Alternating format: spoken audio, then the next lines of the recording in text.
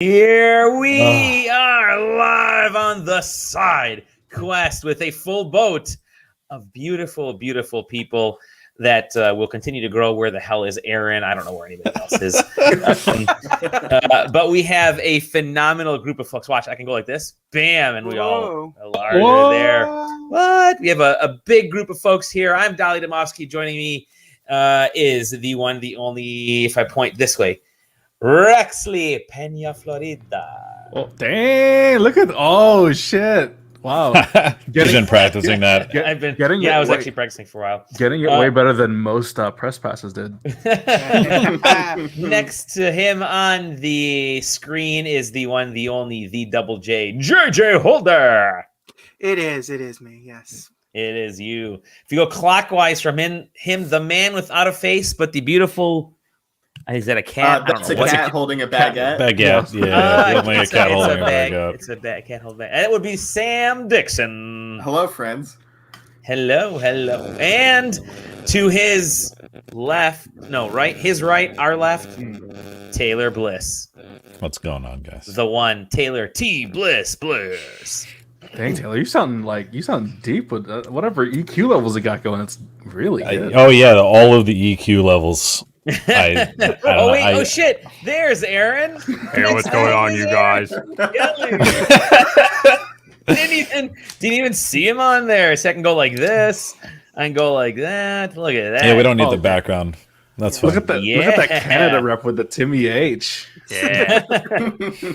Oh, hello everybody. I'm getting the tweet sent out, so feel free to talk amongst yourselves. It is SideQuesting's 12th. I'm spitting everywhere. 12th birthday extravaganza. Hey, I got a birthday question for you guys. Sure. Do you think the guy that invented the bidet used to squeegee his own butthole and said there's probably a better way? Happy birthday! Just in there, like well, the original bidet was just a guy with a bucket next to you throwing it at you, right? Actually, you know what's funny? That is a thing in the Philippines. Like, it's a bucket. Is it really? Oh yes, I thought you were about to tell me the butt squeegee was a thing in the No. It's something like so I immigrated here in 2000, and let's just say toilet paper was a thing that I had to learn. So that's all I'm gonna say. Okay, you know what? That's it's Eastern Europe, same way. And in fact, I remember using an outhouse when I'd go visit family and friends out there. Damn, outhouse too. Shit. Well, I've rocked literally shit. Before. Yeah. I've rocked outhouse before. That always good. We already have our first bidet supremacy coming in from my buddy Miro. Good job. There you go. let's get everybody in the audience just all throughout the show. Just say whether you prefer bidets or butt squeegees. Yeah, bidets or butt squeegees. Let's get the opinions out there and why. Actually, if it's honestly not why for the bidet, but more for the butt squeegee. I like the bidet is more tame. Maybe if you have a butt squeegee guy, like just guy that comes in. Tommy, it's my squeegee guy, Tommy. Jesus Christ! You know how it is. You just get up on the table. I distracted myself for like 3 seconds so that I could look in my email, and I'd come back and I don't know what we're talking about anymore. I thought you were going to say Google. I thought you said you were Googling butt squeegee. No, I was definitely not Googling butt squeegees. Aaron has a complicated series of mirrors, so he can. There you go. Oh wow! So if you Google butt squeegee, my god, the top answer on Google is an Urban Dictionary definition that is basically just describing a butt squeegee. So. Okay. Well, apparently, I'm not the only one that thinks about this kind of thing. This is good to know. I'm glad that I'm glad you've taken that road for us. Yeah. Important feet on the ground journalism being done down there. Jesus Christ. Important butt on the squeegee journalism. That's a Twitter bio now. I think so.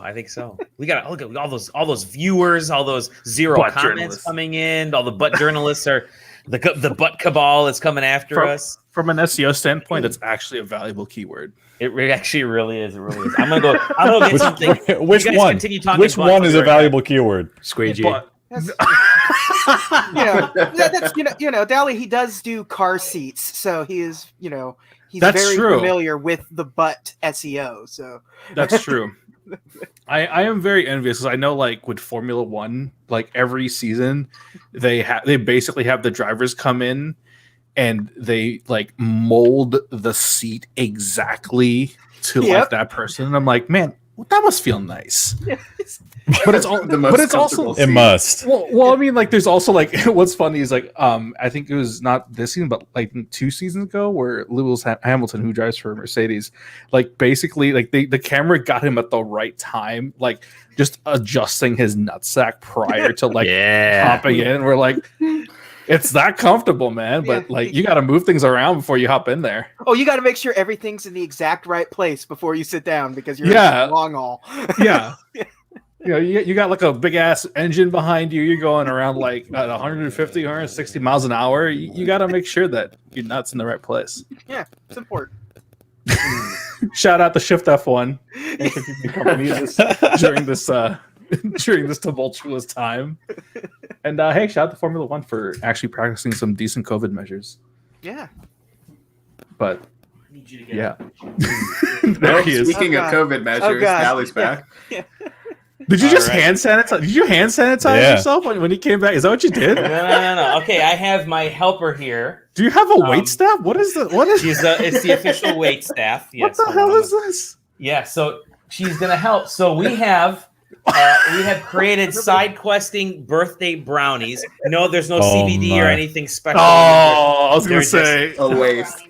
Yeah, we have butt stuff is definitely more interesting. Yes, Miro, it is. So we have SideQuesting brownies. Now we were going to sing, but we're all out of candles. Songs. We're all out of candles. And singers. Singers. Yeah. So wait, ready? Hold on. What we do have. I don't like where this is going. This is going great. We have a wick. There's fire. We have a wick candle.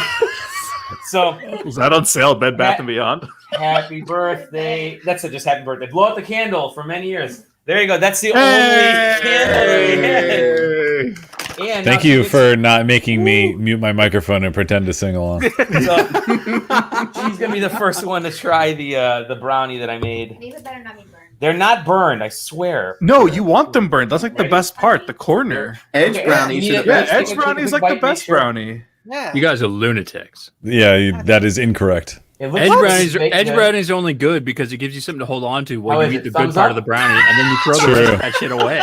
True. No, you get the mushy goodness. And then what was the response? What's the response? Too cake-like. Too cake-like. I mean, you. Oh, they're not they're not fudgy enough. She's an edge brownie. That's the edge is too cake-like. The middle is a little more fudgy. Well, you're still gonna eat it, right? Hey, take the rest of them with you. I'm gonna eat this one. and then when you get a chance, bring me back a spoon. Serving size 3, more like serving size me. So I got my brownie here. It is a good time. I'm gonna be eating a lot of junk because I've also brought Aaron. We were talking about this earlier. Hey, I have he's bringing the butt squeegee. Epitome small batch ghost pepper. Oh, are you actually going to make me go get my hot sauces? Hell yeah. Hell yeah. And ready? I'm drinking some Maker's Mark. This is beautiful. Oh shit. Well, I gotta go have your daughter deliver alcohol. Yes. This is my daughter did not deliver the alcohol. I'm not getting up right now, but I'll go get my hot sauces. Everyone's all of a sudden like, oh, it's this kind of podcast. Edge brownies or buns. Edge brownies or buns. That's good. That's a good point. It's gonna be that kind of podcast. Hey, there he's already taking shots. Got the fireball going. Okay, this is weird. I'm having cheesecake later, like Cheesecake Factory delivered, and then I'm gonna have some beer with that. So that's gonna be a choice. That's a gourmet meal tonight. I went out because I knew what today was, so I went out and I bought myself a large bag of Sour Patch watermelons. Hell yeah. What is Maynard's? It's the brand. It's like the company. It's not Maynard's here. It's somebody. It's just Sour Patch Kids. Yeah, just Sour Patch Kids. Yeah. They just have Maynard's probably has the distribution rights up here. That looked like the Walmart version of what Sour Patch Kids are supposed Great to value kids. Yeah, like I can't knock like Kirkland's Signature because like actually Kirkland's Signature like Costco brand stuff is legit. Okay, so here's your answer. Sour Patch Kids is the brand, and it's formerly known as Maynard Sour Patch Kids, except that's specifically for the UK and Canada. So it's the same stuff. It's just a regional name. So yeah, just between the American Sour Patch Kids and Her Majesty's Sour Patch Kids. Yep. All right. HMS Sour Patch. Yeah, I was gonna say we usually just say HMS. It's a lot. More efficient. It's like a cruise ship, the HMS. So Sour Patch Kids. I'm going to put this out here right now. I got two things to talk about real quick before we get into the birthday stuff. I don't have any news. There isn't any. The only news is that it's our birthday.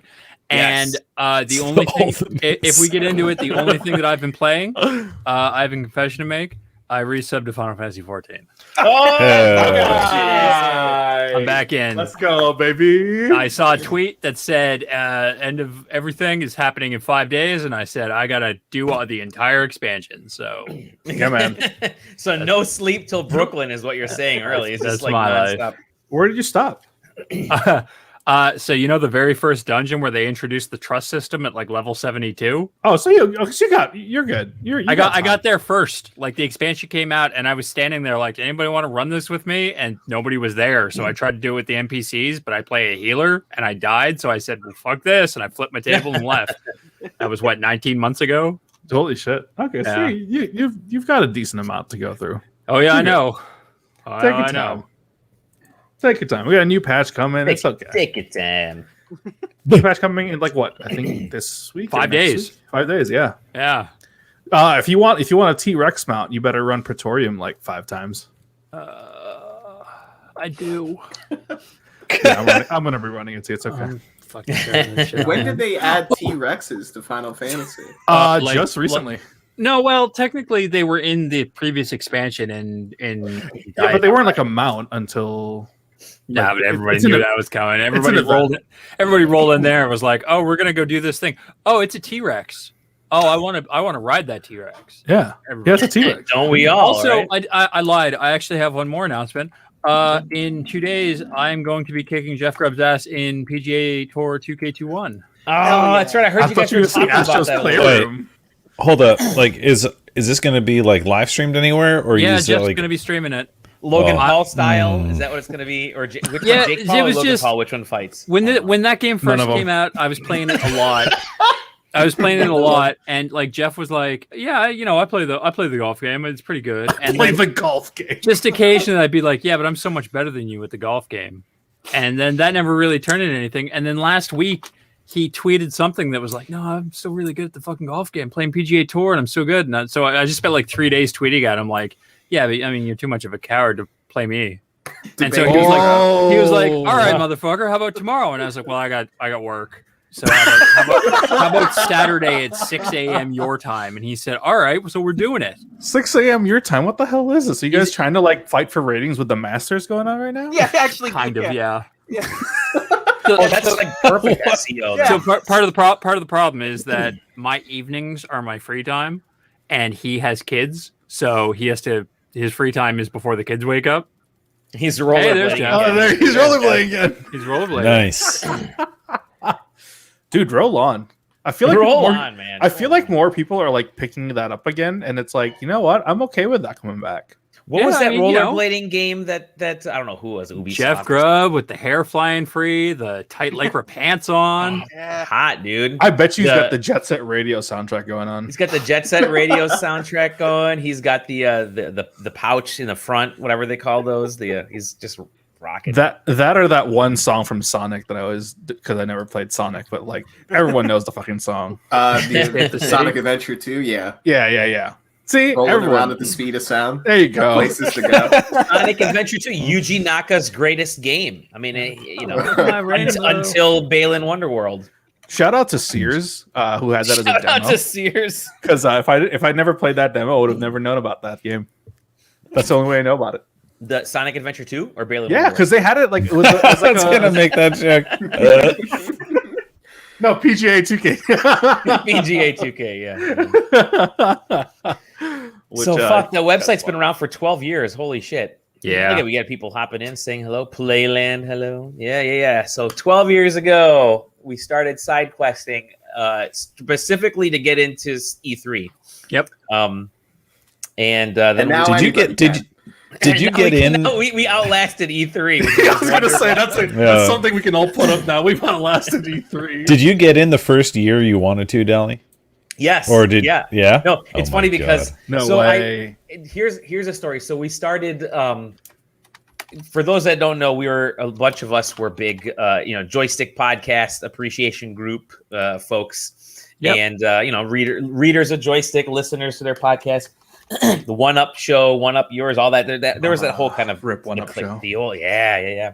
And so I appeared on one of their podcasts in like November, and I had already bought a web domain. I bought the web domain like for 2 years. I owned this web domain that I didn't use anything. I didn't use it at all. Called Go Gaming Giant. I'm like, it just sounds cool. One day I'll use it. Never did it. And then after I was on that, like the fan cast in like November of 2008, I'm like, shit, this was kind of fun. Let me get into podcasting again, because I'd kind of fallen off podcasting for a while. I'm like, I'm gonna get into podcasting and talk games. Started up Go Gaming Giant strictly around the podcast, and the site kind of grew really quickly. It was me, and you guys remember, I don't know if you remember Matt Joseph. He's actually ended up starting We Got This Covered, so he's essentially an alum in a weird way of prequel to SideQuesting is We Got This Covered. It spun out of there. So I ended up selling Go Gaming Giant to him. By selling, I mean he just paid for the year's worth of hosting because we weren't making any money. So the $48 or whatever we spent on hosting, he just paid me back for it. And I thought, I need to start a new site.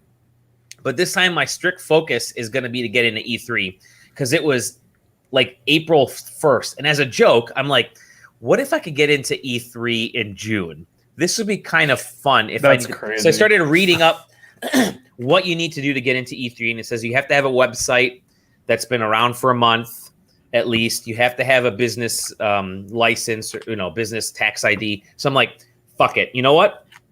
I'm going to create SideQuesting.com. I did it, and I created a business tax ID around SideQuesting like 2 days later. And April 5th of 2009, I feel like SideQuesting launched, and I literally sent the application in the day that SideQuesting launched to E3. Or, I'm sorry, 1 month to the day after SideQuesting launched to E3. Yeah, that would have been a good video. And they're like, okay, you're good to go. Go on in there. And since then, am I remembering this correctly? Didn't you make a post in the JPEG like when that switchover happened? You were like, hey, it's me. This was my website, not mine anymore. Check out my new website. I sure did. And then Yaniv hopped in. You guys all remember Yaniv. He was actually on, I think, last year's show, maybe the show before that. But he hopped on. He's like, we got to do this show together. I want to do a show with you. It'll be fun. It'll be funny. And then we suckered Ryan Gann into it. I sent him the message, by the way. Hopefully he joins. I sent a link to Jeff, so as soon as he's done rollerblading. And God, it'd be great to have both of them. And that was it. The rest is history. Yeah, it's funny. So we go to the first E3, and I met a bunch of folks. I met Whitney at that first E3, which Taylor, we had her on the show with Taylor a couple weeks back. And she actually wrote like 2 articles for us that summer. So Whitney is actually prior to anybody else on this podcast. Whitney Mears is like an OG SideQuester. I remember walking around the show floor and just meeting people. And they're giving me like copies of game. They're like, hey, we're going to give you a copy of, My Baby 3 to review if you're interested. And I'm like, my first time reviewing games? Sure, I'll review My Baby 3 for the DS. And I think there's a review for like My Baby 3 and the DS. And then like How to Train Your Dragon, like the really weird DS game. I think we reviewed that too. And after I went to E3, I felt like shit, fuck, ass. I need to do these reviews. Otherwise, it's going to look really bad. I need to follow up on all this shit that I went to E3 for. And I'm like, I got to make this website last a little longer just to get through those, those obligations. And then the longer the website lasted while I got through those stupid reviews, the more reviews and shit came in. Like, I think we got Arkham Asylum. We got Marvel Ultimate Alliance 2 or whatever it was, came out that year. And they sent, like, Activision sent us that, and they sent the Skylanders because from the show, I'm like, well, shit, I got to review these. So the website just kept going strictly because I felt like it was a stupid job for me that I had to finish those obligations. And here we are 12 years later. I still have not finished that My Baby review. And I swear to God, Sega, I'm going to get that to you eventually. And dude, they're waiting. They need you for, like, the teaser trailer. They're going to put you, like, front and center. Yeah, exactly. Did they ever make a My Baby 3? I think they did make a My Baby 3. My Baby 2 I was going to make a great storyline if they didn't. They abandoned My Baby 3 because they just didn't get your review. I'm checking right now. Clicks. That's probably why they haven't sent any review copies to you just yet. They're waiting on your My Baby review first. Oh goodness! You know what? It was My Baby Girl, My Baby Boy, My Baby First Steps. That was the second one. Yes, Damn, My Baby 3 and Friends was the third one. So I got My we're Baby able to 2. make it through. Yep, I got My Baby 2, which was My Baby First Steps, and that was the one I reviewed. So what? Yeah, holy shit, dude. And now there's a My Universe, My Baby for the Nintendo Switch. Come on, man! Like, Meanwhile, while all this is happening, at roughly the same time, both Taylor and I are writing for a website called Armless Octopus, and like once every, I don't know, call it 2 weeks or so, getting messages from one Ryan Gann being like, "Hey, you should quit and come write for us." Fucking Ryan Gann, dude. That is true. I was going to ask how everybody else got started with SideQuesting. I know my story, and it does, in fact, involve Ryan Gann also. Of course it does. He was a goddamn talent poacher. Yeah, he was. Who wants to go next? I honestly don't remember how I got in. I swear to God, I really don't remember how I found SideQuesting. I don't even like. It may have. Were you part of the JPEG at all, Rexley? No, I wasn't. That's the thing. You know what it may have been? What? I got to look at my emails because you may have actually like reached out to me, or it may have been somebody saying, you know, I'm looking for, you know. I remember from my perspective how Rexley happened. Oh, how was it? I looked at our group conversation one day, and there was a message from Dally tagging everybody saying, "Hey, everybody, meet Rexley. He's a new writer for the website." Cool. I don't remember this because this must have been like during, like it was during college for sure. But yeah, I don't remember how I managed to find SideQuesting. You know what? It must have been from the you guys remember the Freelancers podcast, which was and they mentioned us every week, so it was that's right. Not Dave, but it was Zav D'Amatos. Zav D'Amatos, Oh, yeah. He you know, he mentioned us like every week, you know, because we were basically doing the same thing. We're just a bunch of folks kind of, and I think a few folks ended up writing for Joystick after leaving SideQuesting, which is cool. So yeah, I think he mentioned it, and he's like, "Hey, you know, why don't you guys check them out?" And then all of a sudden, that's when I got the message from Rex. He's like, "I heard about you guys on the Freelancers or something like that." Do you know what this? Okay, I'm having like really weird memories because this is also like I think the same time around because I think Gamertag Radio was also like on a similar episode. So like I remember listening to this Freelancers, like it was basically on my bus ride to. I was in high school, goddammit, like. Somewhere, probably like high school, like college, like early on in college, something. Maybe like really early on in college. Yeah, and you had mentioned. I remember your email. Now you said, "Hey, I'd love to get into writing more here," and I think you sent me a couple samples of something that you wrote either in high school or college. It was I'm like, you know what? Fuck it, good enough. Yeah, bring it on. Yeah, because I started writing about games in high school for the school paper, and then I wrote for like a small site that like I found through again a bunch of people online.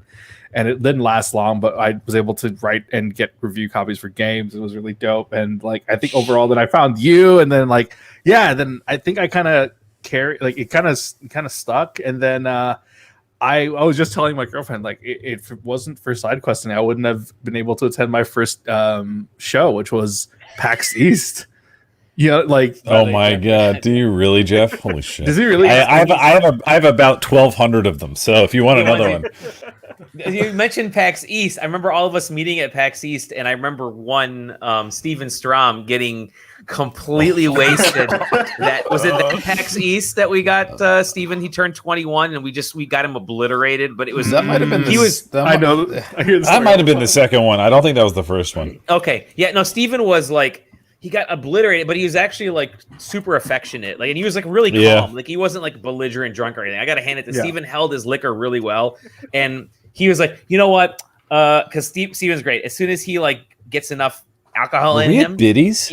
Yes, we were there. Yes, yeah. Oh my god! And he's like, you know what? I should probably get back to the hotel. I'm like, you are. All right, we're gonna take you back to the hotel, dude. No problem. You are very, legend. You're doing okay, man. Yeah, he had just turned 21 like the week before then or something, or that week. I don't know what it was. Jeez, good for him. Yeah. I remember Rexley, you were at that show. Yeah. Oh, there you go. Yeah.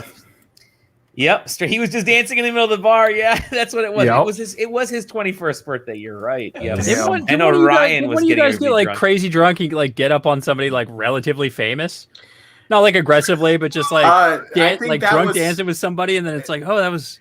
There was another year where Gan got a little drunk and then started bothering Cliff Blazinski. There it is.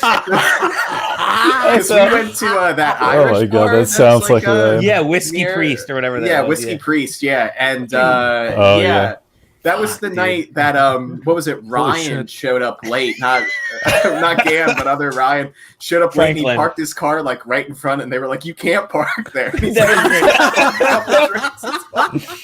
He parked right in front of the fucking bar, which you can't. There's no parking, and he's like, "Fuck it, whatever." He just went inside the bar and left the car out there. Oh my god! Did he get towed?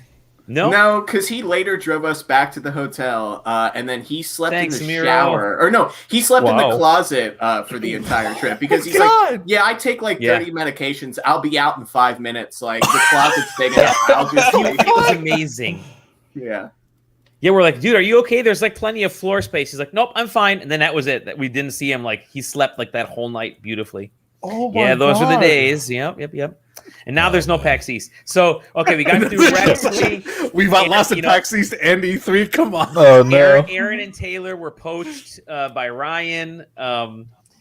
Sam, let's hear. Well, it was a little more. It was a little more involved than that. Because our history. I mean, like I was like. JPEG was like the real connection there. Yeah, it was. And then we made because like I knew some of you guys from it already because I joined it like when I was still in college, and then I forget which. I think it was PAX. Yeah, the first. No, I went to the second PAX. Yeah, the second PAX East was my first one because I think it was 2011 or 2012. I'm not sure which one, and that's where I met basically everybody for the first time. And like I was actually looking through my emails. Because I was like, all right, when does SideQuesting first show up in my emails? And the first time it's in my email was a Google Buzz link. Where do you guys remember that one? Yeah, where I guess I like rebuzzed something that Dave Hinkle said, and that mentioned SideQuesting in October of 2010. And then a Google chat with Mike Wall, who was the editor-in-chief of Armless Octopus, and I talked with him about how the guys from SideQuesting were cool, and that was February of 2011. So that's that was our connection, and then obviously meeting everybody at PAX East, and kind of history from there. At least that was my. Yeah, and for me, it was the JPEG as well, but it was the work that a bunch of us had done on episode 0. Oh, yeah, okay. That was what, and then which was Gan's baby, right? Yeah, it was straight up like in the JPEG. Gan was working on episode 0, and he was like, "All right, I've got like 300 episodes of a podcast, and I need specific timestamps cut out of it. Who wants to do it?" And at the time, I was writing for Game on Mac, so that was pre-Armless. I was working graveyard shift at a gas station, and I bought one of those tiny little like 8-inch Chromebook type things. Yeah. The netbooks. The netbooks that I was doing audio editing on for episode 0. And after that, it was like every couple of weeks, Gam would be like, "Hey, so what about SideQuesting? How do you feel about SideQuesting?"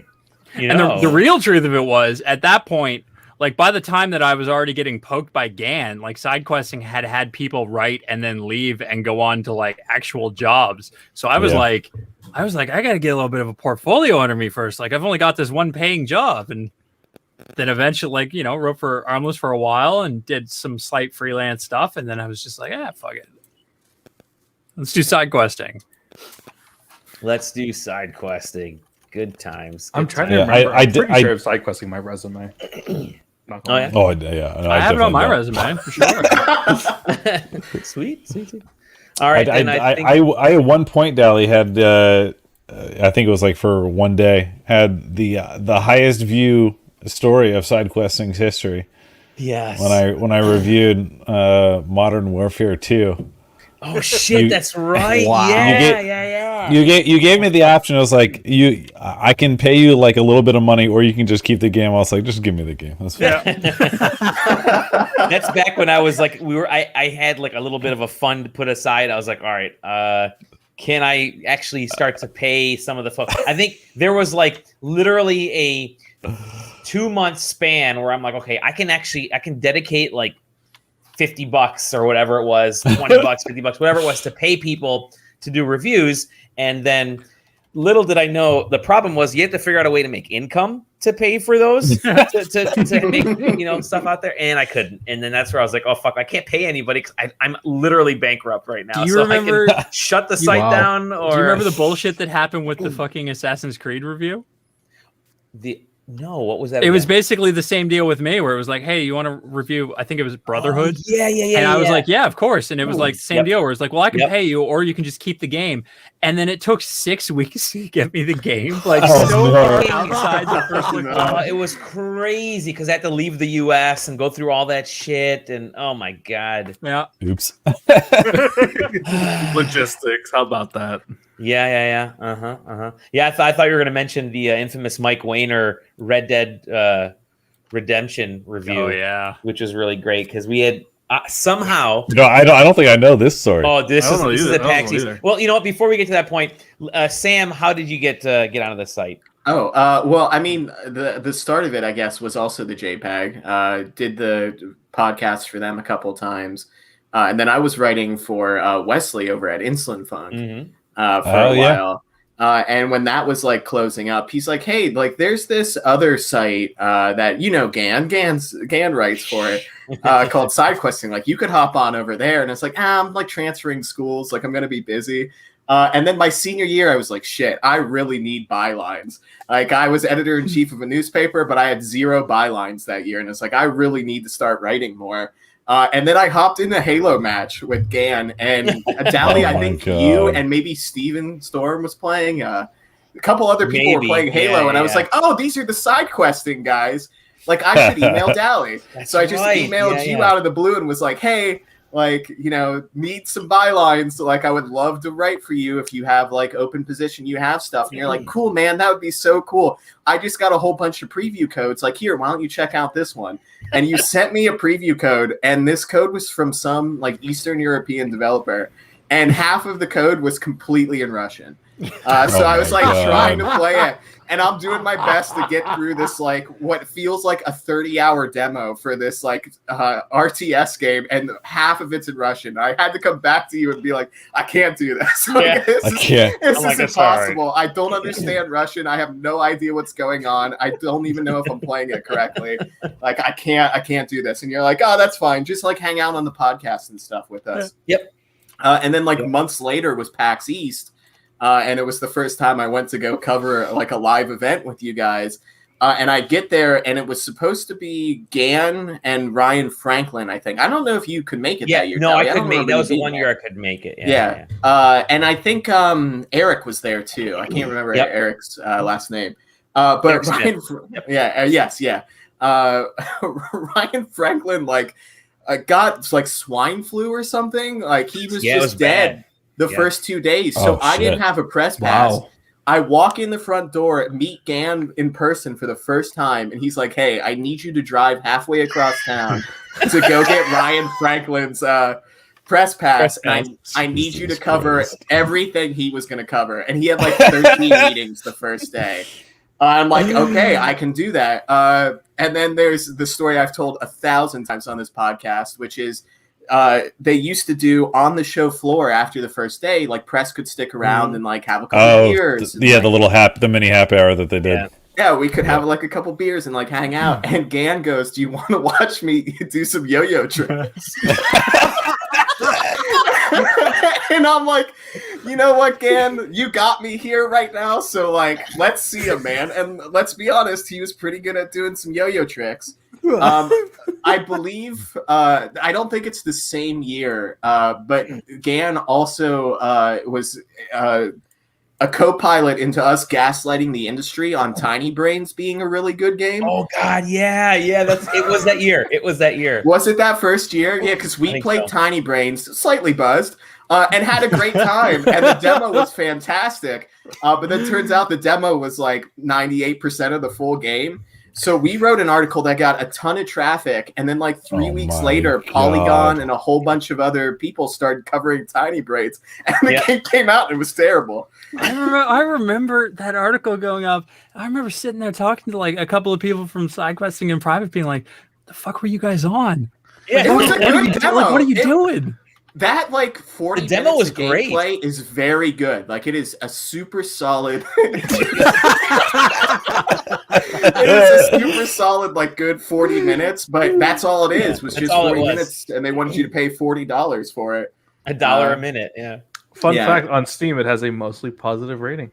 It's not a bad game. Like it's just super shallow. Yeah. And it exploded because it was a PS4 launch title, and it was like one of the like 3 indie games that was going to be a launch title for the system. So we legit had a hand in getting that out there, and it turned out to be not trash, but definitely didn't live up to that demo. Yeah. Oh God! Wow. JJ, what was your story? I think it started with the JPEG. I think, right? Yeah. I'm more friend of the show than anything. Yeah. I think I have like one written article from like 2011 about Sonic the Hedgehog 2. Yes. Because it was like it was a throwback week, and I was just a friend of the show, and I just wrote about Sonic the Hedgehog fucking 2. And then and then a few years ago, we did the wrestling show. Yep. That was fucking fun. And then I'm just the West Coast guy, so it was. Yeah. Do you want to we can get you into PAX West. Do you just want to cover PAX West? And I was like, yeah. And you were like, fine, sure. And then did you get like sick? I'm like, gonna go anyways. Yeah. Wow. Did you get sick the first year or something like that? No, I get sick every year at that show. That's true. I definitely did catch the swine flu the year that was going around. Okay. I can count on one hand the number of those PAX shows that I've missed. There's only a few. I was doing it back when it was still like the smallest convention center in the state. Oh wow! And you know, before it made its way to Seattle, and it was still basically the Penny Arcade show. Like the focus was Penny Arcade. Oh yeah! Wow! And then like Nintendo and Microsoft would set up some booths. Yeah. Because they were local, and you know, I remember one year Rockstar was there, but they only had table tennis to show off. So oh god, I would love Rockstar table tennis to get on the Switch, man. They got to bring that game back. That game was awesome. Yeah, that shit was crazy in those early days. Yeah, like, it was mostly just like concerts and everyone sitting in beanbag chairs playing DS games. Well, God, those are great. The thing that everybody forgets really about PAX is that like back when PAX launched, Penny Arcade was like a cultural phenomenon. Was the biggest thing. It was especially in the industry, like if you were a developer specifically, like it was the greatest and or worst day of your career if you ended up in a Penny Arcade comic. Yeah. Okay. And I remember being at PAX the year when the bottom started falling out of with the whole Dick Wolves thing, and sitting there watching them trying to like goof through. It's the equivalent of tweeting through it these days, of trying to make their way out of the Dick Wolves thing, and it never really fully recovered after that, did it? So, nope, did not. Yeah, I remember you were headed to PAX West already, and I said, hey, would you like a press pass? Because somebody contacted us because we were doing the wrestling podcast. Yeah. And somebody from over in Seattle said, hey, we're going to have this game out there. Are you going to have anybody out there by any chance to take a look at it? It was like a retro themed game. And I'm like, you know what? Let me ask one person, because I knew you said you were potentially heading out there. I'm like, hey, JJ, do you want a press pass? You get in like an hour early, because we've been asked by like this company to take a look at one game. And you were like, yeah, sure, why not? I'll be out there anyways, so I can get in early now. I'm like, hey, you can hawk your actual regular passes if you wanted to, you know, or trade them, whatever. Not for extra, not for scalping. No. And he's like, yeah, sure, I'll check it out. So I even forget what game it was. It was some retro. I don't know if it was like a Way Forward game or I don't know what it was, but it was some. Yeah, it was. Yeah, what the fuck was it? It was. I don't remember. Streets of Rage 4. I don't know what it was, but yeah, you were. No, that was it, and they ended up seeing a bunch of cool stuff out there. That same year was the year that they announced that they were making Windjammers 2, and they were showing it behind closed doors. And I was trying so hard to like, how can I position myself to get behind it? Never. Have you heard of SideQuesting? Do you know who I am? You know what's funny is every time we would go to like E3 or PAX East or whatever, like. I'd be introducing myself and like, hey, I'm Dolly, and they're like, oh, where you at? I'm like, oh, I'm over at SideQuest, and they're like, the party list. The party list. I got that. Yeah, nice. The two things I got were the party list and how nice you are. So, oh boy, do they have that wrong? Holy cow! No, but yeah, the party list was like the thing that we always had. Like everywhere you went, as you mentioned the SideQuesting, like you mentioned SideQuesting, it's like the party list, like also video games.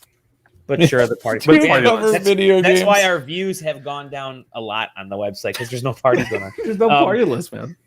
I just revert everybody. I just send everybody to the game mess, to Jeff Grubb's game mess. No, but the Mike Wayner story. This is good. So this is PAX East related, Rockstar related. So the first PAX East at Rockstar and 2K are there, and they have this giant ass booth for Red Dead Redemption. It was coming out that year, and somehow I got to see them, whatever, and I sign up. I think I was in there, and I'm taking a look at the game, and I'm messaging Gan because Gan was, kind of walking around the show floor. I'm like, hey, meet me over in the Rockstar booth. I'm playing Red Dead Redemption. So I'm walking in, and I'm, I walk in there with Ryan, and I'm holding the 360 controller, and I'm playing the game, and it's, it's pretty cool. I'm really enjoying it. I'm like, this is really cool. Game's neat. And like one of the head developers of the game, or like the VP of development, the creative director of the game is like standing next to me, and he's like trying to tell me about the game. I'm like, yeah, so so this is a Western game. He goes, yeah, this is a Western themed game. I'm like, cool. So is it like Grand Theft Auto? He's like, well, no, because this is a Western themed game. I'm like, okay. And Ryan is like, I couldn't tell if Ryan was angry or really upset at my stupidity, because I look at him and it's like, I could see the color slowly change, like to red at first. It got to red up here, and then like all the color started draining down like even further. And Ryan, I mean, we both knew how big Rockstar and 2K were, and I'm like, the whole time I'm playing, I'm like asking like the most mundane questions, like, can you shoot in this game? And can you rape people in this game? And are there gunfights in this game? Are there dick wolves in this game? And so I'm looking at my watch the whole time, and I'm like I still had like 20 minutes left in this demo. But I go, yeah, literally, what a troll I am there. But I'm like, hey, listen, really want to thank you for your time. We've actually got to go see another game, Alpha Protocol, at another booth. So we'll see you later. Shit. And I grab Ryan and we walk out, and the guy is like completely dumbfounded that here I am. I don't know. Is it called ghosting? I don't know. I'm like, I hand him the 360 control. I'm like, see ya. And we walk out like 20 minutes early. I'm like, all right, Ryan, we got to get to this hotel to go see Alpha Protocol.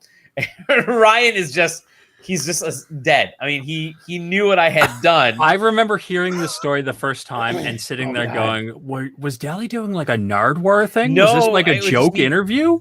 It was literally me being absolutely horrible at scheduling anything at PAX. It was like my first real scheduling thing at PAX. So I'm like, all right. I ended up writing what totally died. God, you left for Alpha Protocol. I left for Alpha Protocol, and I remember writing the preview of what I played, and I did enjoy what I played. Somehow I got in touch with the PR person. I said, hey, thanks again for letting us try it. Keep us informed. If you guys are potentially going to be. I'm sure you were on the short list. Yeah, I was on the short. We got a review copy. Joystick didn't get a review copy. Kotaku didn't get a review copy. I don't know if IGN got an early review copy. They may have been one of the few. There were only like what seemed like 6 outlets that got review code for Red Dead Redemption, and we happen to be one of them.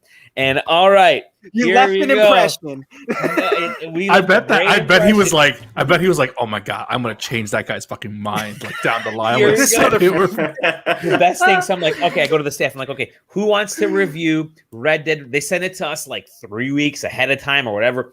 Who wants to review Red Dead Redemption? And Mike Wayner said, I'll review it. I'm like, all right, cool. I overnighted the game to Wayner, and he writes the review, and then like his review, I gotta find it, but his review basically says, "Yeah, I played this after a couple hours and I didn't like it," and that was it. And that was like his whole review, and I'm like, and then he stopped playing, and I'm like, fuck. Yep. And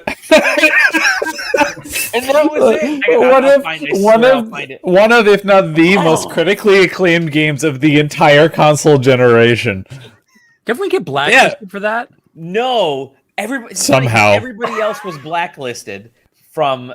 We may have, because we never got another Rockstar game to review after that. Yeah, but yeah. But who the hell are we? Right, we're a blog, and so so I would constantly poke at Mike Wayner, and later in life he goes, I actually ended up really liking that game after I played it I've played it several times now, and I love it. I'm really like, picks up after that 2 hour mark, doesn't it? Oh my god. Totally, really picks up.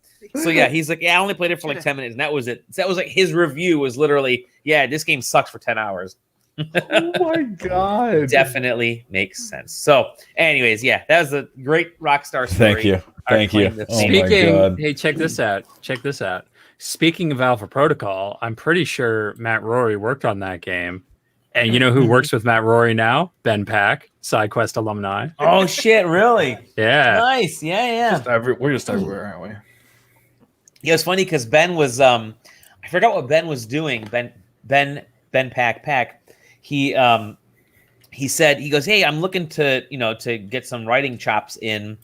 Are you looking for any writers?" I'm like, "Yeah, sure, no problem." I think he was like still in college or just out of college. I don't know what he was writing for somebody, and the website folded. It was like a blog. I don't know what it was. Whatever. I'm like, "Yeah, sure, go ahead, put something together." And it was right around when we were doing one of those theme weeks.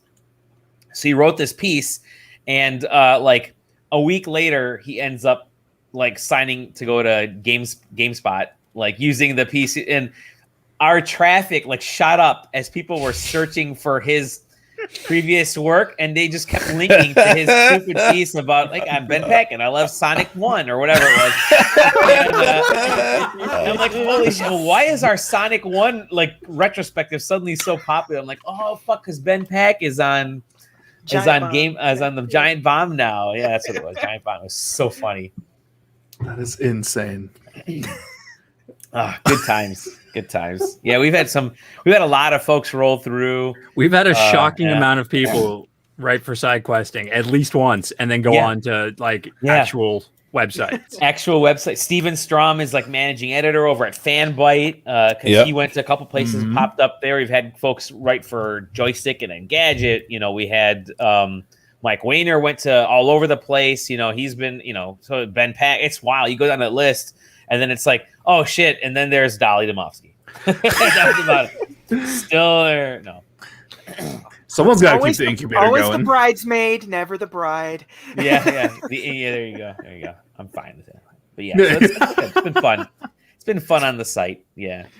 But let's we could talk about the past all we want. Let's talk about the now and what we've been playing. A little bit of what we've been playing. Alpha Protocol, really. Protocol. Mostly. You know what? What if we all just started playing Alpha Protocol? Is that backwards compatible on Xbox? Is it on Game Pass? Is it on Game Pass?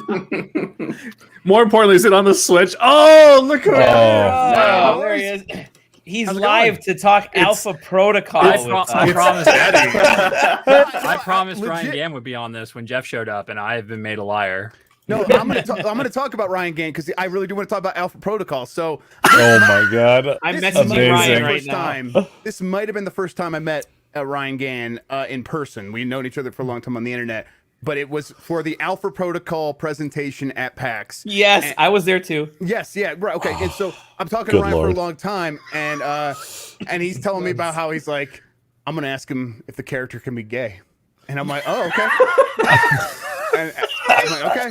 So at the end of the session, I see him take the developer to the side, and he brings the question on him, and you can tell the developer's like, "Oh no," because the answer's no.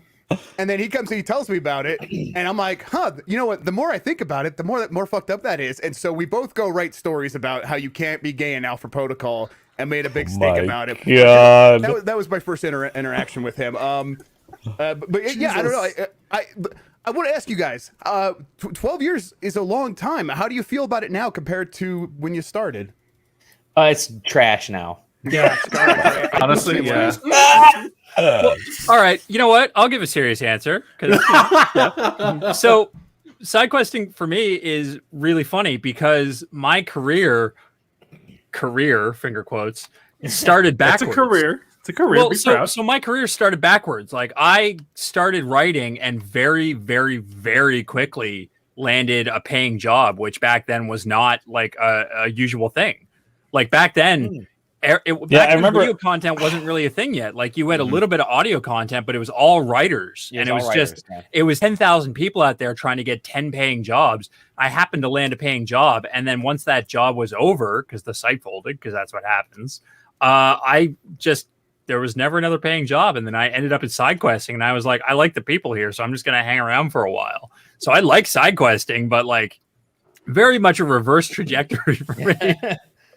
No, from my perspective, like I consider everybody on the site like friends now. Like I think some places of business, and I don't know how it works with other editorial outlets and stuff, but we're all like in good with each other. Like we're all friends. We're playing games together all the time. The Discord is like super. We're always joking. I think Jeff Grubb won't join. Yeah. I joined Jeff Grubb. Pretty awesome. He joins one Discord and he has to join them all. It's the way it works. I've never been invited. Have you invited me? I have given you that link many times. I find it really hard to believe, based on the Twitter interactions, that Aaron has not berated you with the. I just scrolled up in our private DMs. There's two invites to this show, which was this week and last week, and then there are 2 failed Discord invites right there. Well, damn. Well, no, I had a similar moment when I asked Jeff, I'm like, Jeff, your Discord link doesn't work. He said, have you checked the one in my bio? And I've been looking at one on like a really old YouTube video from like 2007. And I'm like, oh shit, I probably should have looked at a newer Discord link. So, I think it's we've all become kind of really friendly on the site and good folk. And it's right now, especially, you need social interaction more than ever. So it's been good to chat with everybody weekly. Yeah, I'll say that it's I find it heartening whenever I see SideQuesting doing anything, because I've been doing this job a long time now too, and it's like I've had some success, but it's also like I also feel like I don't necessarily want to be doing anything else. So even if I was like having to like make this work no matter what, even if it was like a side thing, I would still want to be doing it. And to see other people that feel the same way, it's nice. It's nice to see. So it's cool to see you guys just doing the work out there. I appreciate it. Also, let me ask you this, Dally. Whenever someone comes in my DMs, always DMs on Twitter, and they're like, "Hey, how do I get in this industry?" I'm just like, at this point, I'm just like, just go ask Dally. Yeah, no, and I reply to as many as I can. A lot of times they'll send me a message, and then like you just get inundated with message and they follow. But we've had a few of the folks. I think Tyler, the most recent Tyler, we've had a few Tylers on the site. He came from you. I think Zach may have even come from one of your recommendations. So we've had people come, and we totally thank you for it. And the really cool thing with that is, we're open to just bringing people in the community, kind of giving them hints and tips and kind of helping groom them a little bit. And then we send the little birds out and they make their own nests and kind of grow that way, which has been really cool. We were just talking about it, There's like there's a huge value to that. Like it's not it doesn't exist like it used to. There used to be like a lot of avenues to make it work. Now you really have to like forge your own way. And part of that is like, stuff like this where I'm like, Dally seems to have a good group over there, and they, they get codes and stuff, and you can like review a game and see how it's like, and see what that process is like, and see if it's for you. And like, I know you think you want to write, you've probably been reading writers your whole life, like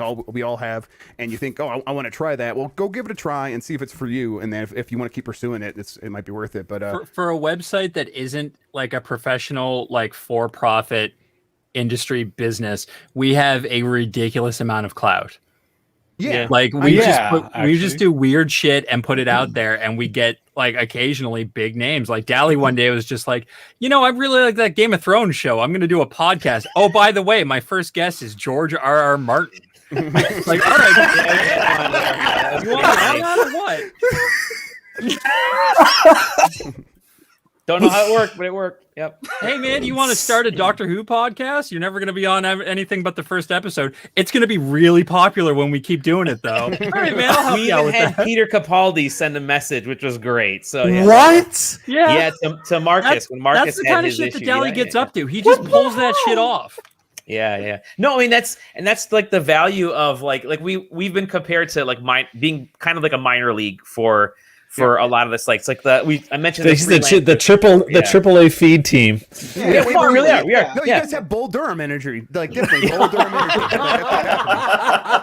That's the BD energy that we have on the site. Exactly. That's what. Holy shit! But we look to guys like you, Jeff, who've you started at like was it One Up that you were on with the One Up blog, and then One Up blog, and then Bitmob, and the stuff that you guys were doing there. I did combo with a K in between. Gan wrote at combo for a little bit. I remember. Yeah. Oh, hey, kiddo. And then and then I gave up around the time that combo was not working out. Yep. And I was working at a Kroger warehouse, and I was just filling up pallets to send out to Kroger's, and that was the job, and it was a good job. It was fine. But I would just like listen to podcasts. I remember getting real sad one time. I'm like, this isn't going to work out. I didn't go to college. I was kind of like, and I was just getting like burned out on everything. So it was like, oh man. And then a friend from a Bitmob reached out and was like, hey, you want to come volunteer? And so like, one of the reasons I find it, when I say I find you guys heartening, it's like, I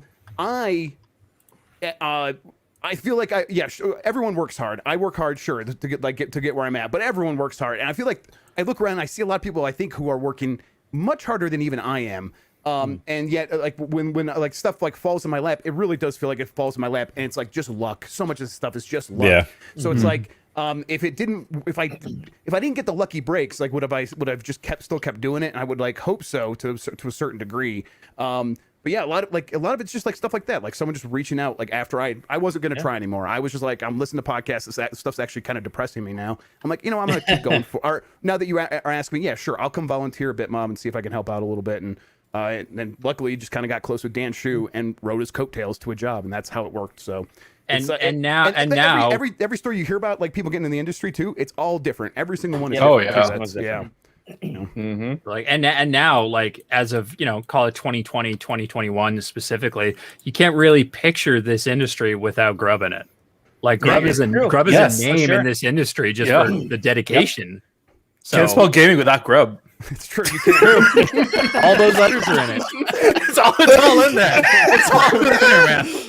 Oh my god. Well, Jeff, no, this is actually the we brought you on the show to tell you that you are our 2020 and 2021 Journalist of the Year back-to-back champion. This is not a birthday MVP. podcast. No, but it's been awesome to watch. Like, I mean, you said it right. Stuff just seems to fall in your lap, and you've been so open to sharing. Obviously, there's certain things that you can and can't talk about because you are likely under NDA and a lot of stuff.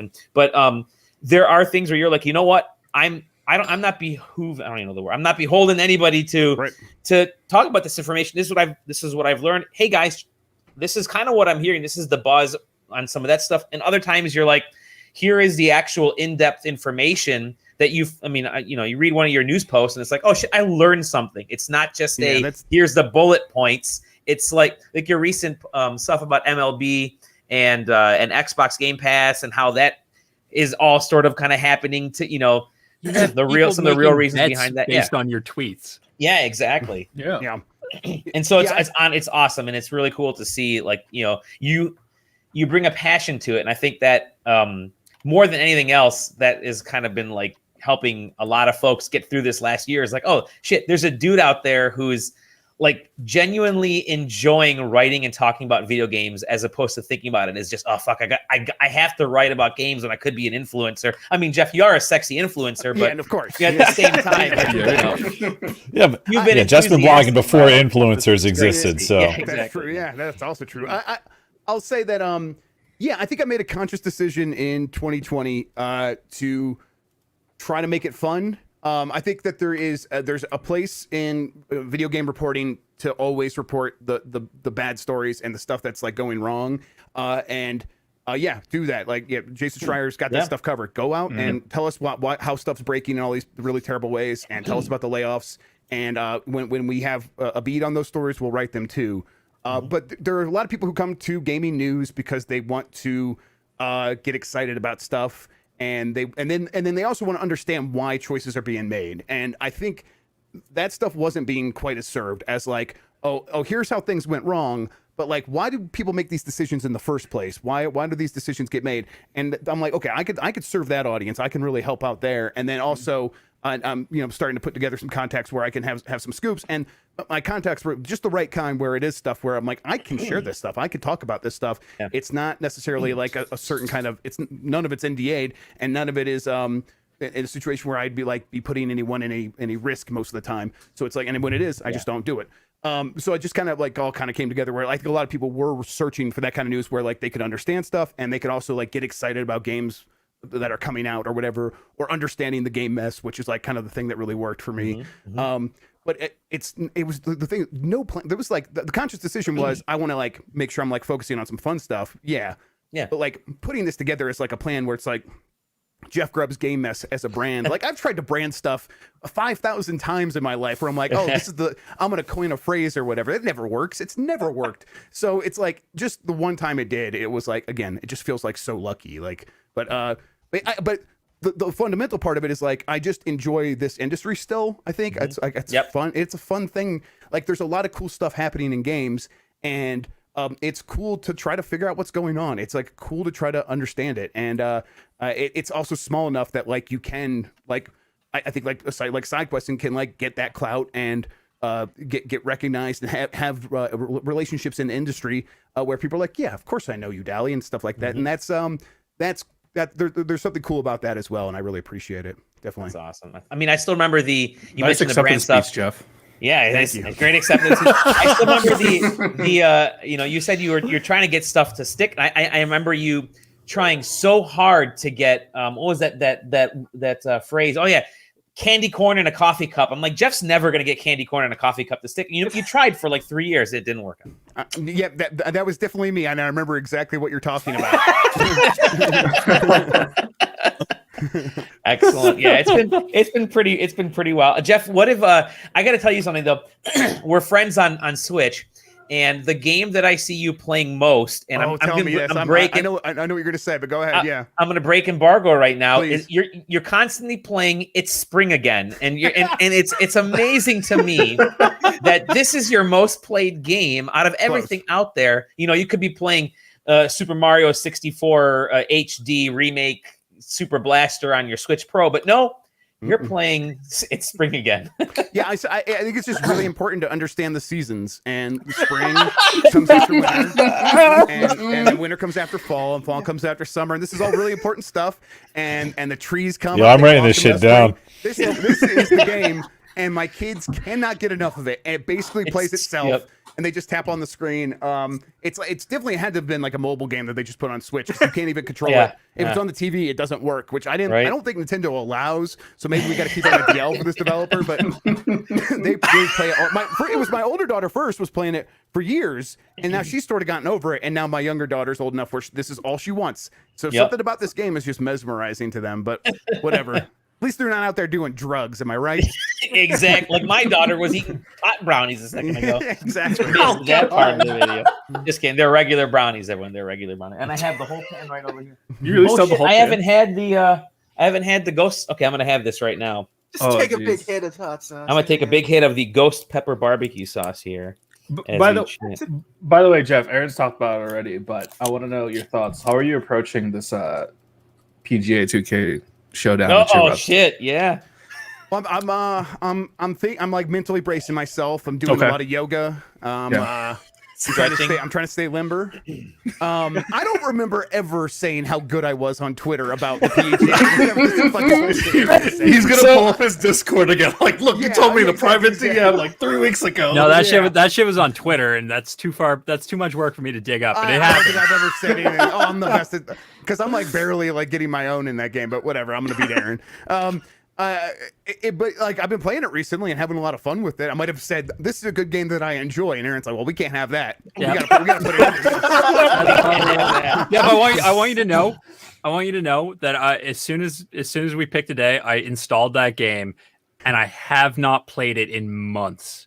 And I'm purposely not. I'm purposely not playing it. No, you're gonna come back in and you'll just be loose because you're like you're not gonna be overthinking it, and you're gonna beat me, no problem if you do it that way. But okay, you said something about 6 a.m. your time.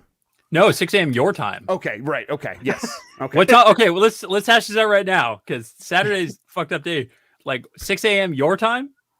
I mean, that's better than 4 a.m. my time. What, like, aren't you in like some like Atlantic time zone? I mean, I'm in Atlantic, so man. 6 a.m. your time would be 9 a.m. 1 hour ahead of Eastern. Yeah, that's some bullshit. See, this is thing that is this covered in its spring again? My Saturday is free up until 7 p.m. my time.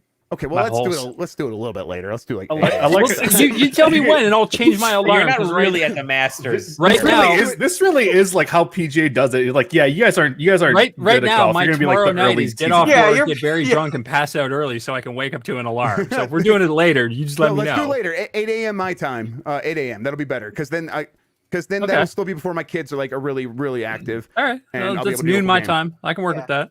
I can wake up at noon. I can wake up at noon to do a little bit of golf. This scheduling is going exactly like how they schedule PGA games. This really is. Yeah, this also, are you guys going to have commentators? Golf, so oh my god, some more of that. Aaron, I saw you in the chat here in the private chat saying the family dinner thing. That you're right. The family dinner thing I did was like some brand work where it was like trying to make, but it's like.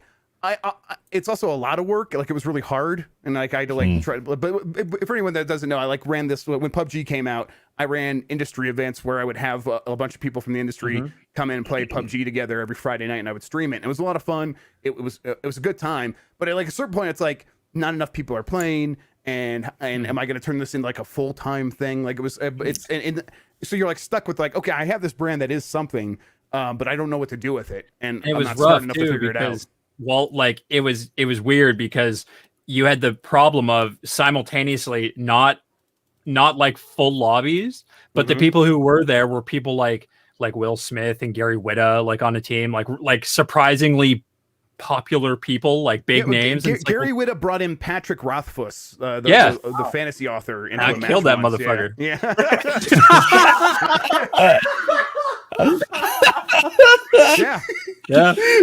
He was. I domed him. They was like you just took him out there at the very end. Yeah, their group was going pretty strong, and you're like, nope. I jumped over a goddamn rock and got them all. Not gonna let that happen. Aaron's motto. Yeah. Do you remember? Do you remember the hashtag that I tried to make happen?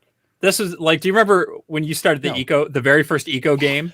You were trying to turn that into a thing too because it was going to be like a one-off. Yeah, and I was like, I got a better hashtag than that. And it was something ridiculous like 20 letters long or something like just 20 nonsense letters long or something like that. You're like, we're going to call it this thing. It's a really good phrase. And I'm like, let's just call it. I'm going to put it was just an initialism, right? It was just it was I just took the names of everybody participating and made the letters. So I'll pull. Hold on. Just one sec. I got it. I wanted to call it. It was the Rebel Giant Waypoint Rocket Friends Battle Royale (parentheses not actually a battle royale game) end parentheses 30-day extravaganza. Is the hashtag I was using? See, this is why we're all struggling because we're not doing the branding that Aaron's doing. I've got terrible SEO, man. Like, I've never been an SEO guy. No, but see, that's the thing. It's zero volume now, but then it picks up and then it gets like 300. You know what I mean? Like that's the secret. Get the keywords that no one's going for. Without Aaron. Without Aaron. I'm gonna try this ghost pepper barbecue sauce. Let's see how this goes. Oh, good lord! So did you fill up the spoon or? Yeah, he did. I saw that. Oh, there we go. He's gone. Come on, Alec. Keep a face. See now he's trying to no sell it, but I could tell he's. Well, now I feel bad because I was gonna go get my hot sauces, and the weakest hot sauce I have is ghost pepper, so I could just do shots of that. See, the first I don't want to show Dally up because he's real struggling. Look at him. The first hit. It's an old man. Give him a I break. got the hiccups all of a sudden. I can see his forehead. Get some milk, moist. dude. Get some milk. All I have ice is cream. alcohol. Look. We can see in real time him starting to sweat. Yeah. He just went. He went from the camera ready for shinier as the. Oh my god, This is amazing. This is great. This is the content I'm here for. Fuck yeah, dude. You just keep drinking that water. Yeah, Don't drink worry the whole thing. There it is. You need a brownie. Let the chocolate like. Fuck, it's hitting me now. Oh my That's god. Dally. Oh, don't. Oh, okay. 12th birthday is the last birthday. Yeah. Jeff, are you thinking about going back to eco at all now that all that crazy new stuff has been added, like rent and stuff? Yeah, I mean, every time I hear anything like that, I want to go back to it. But I really just kind of always want to go back to. I always want to play it. I think maybe this summer we could try. My wife will not suddenly have another child to interrupt like she did last time. Can you believe it, guys? Oh my god! Come on, give me some sympathy here. But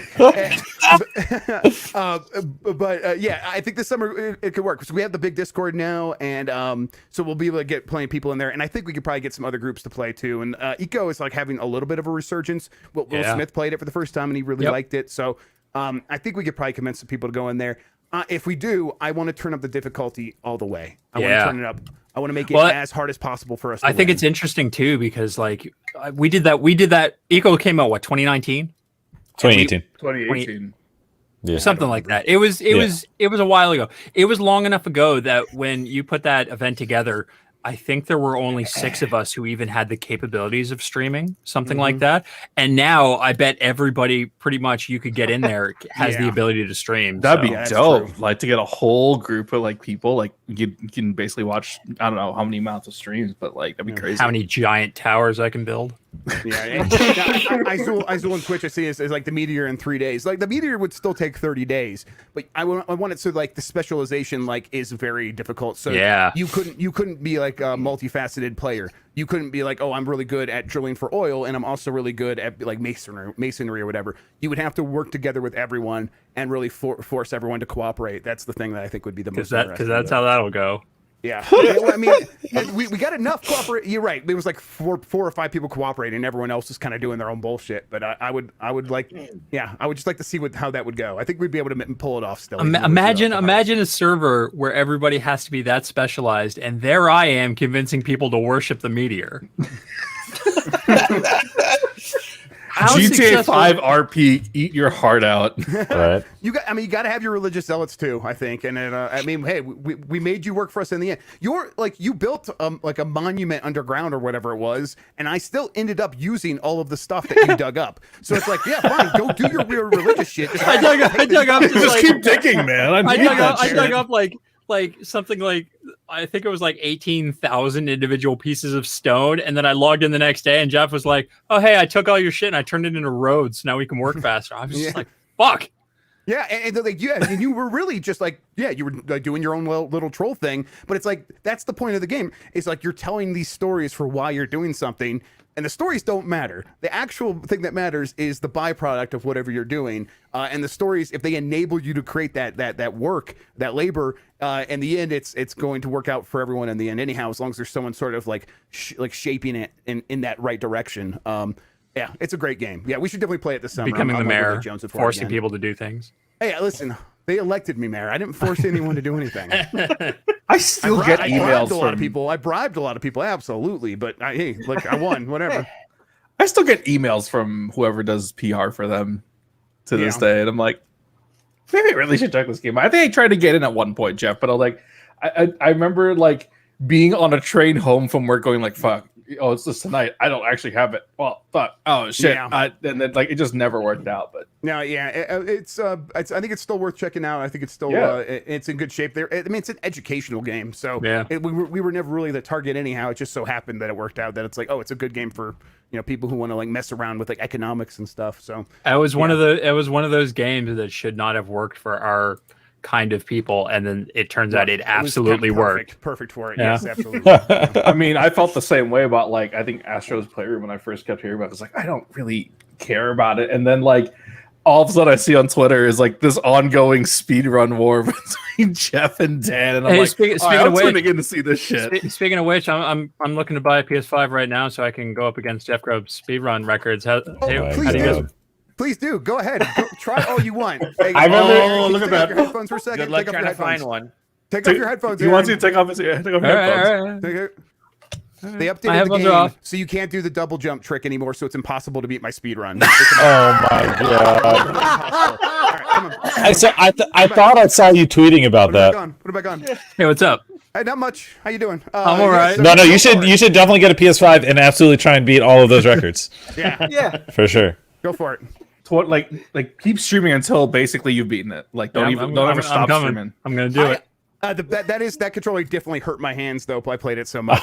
So you had to take breaks because you kept getting the blisters. And the thing is, it's just because the underside of it is it's a little bit sharp, and I was just playing the monkey game for too long where you have to do that, and my finger would hook underneath that sharp part and dig into it, and I wasn't even thinking about it because I was so frustrated by this fucking mechanical monkey.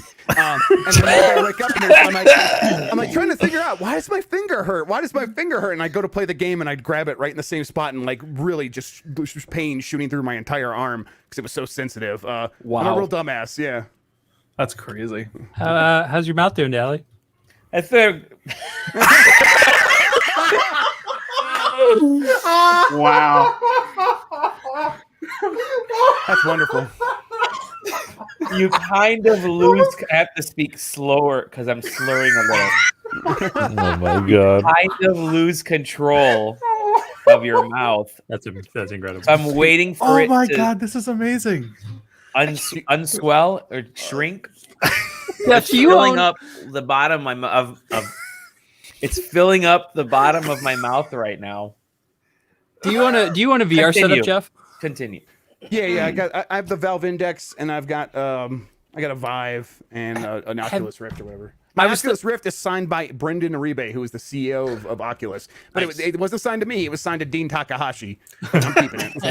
Nice. Does it actually say Dean on it, or is it has Brendan's enjoy? It's like, hey, enjoy Dean, and then love.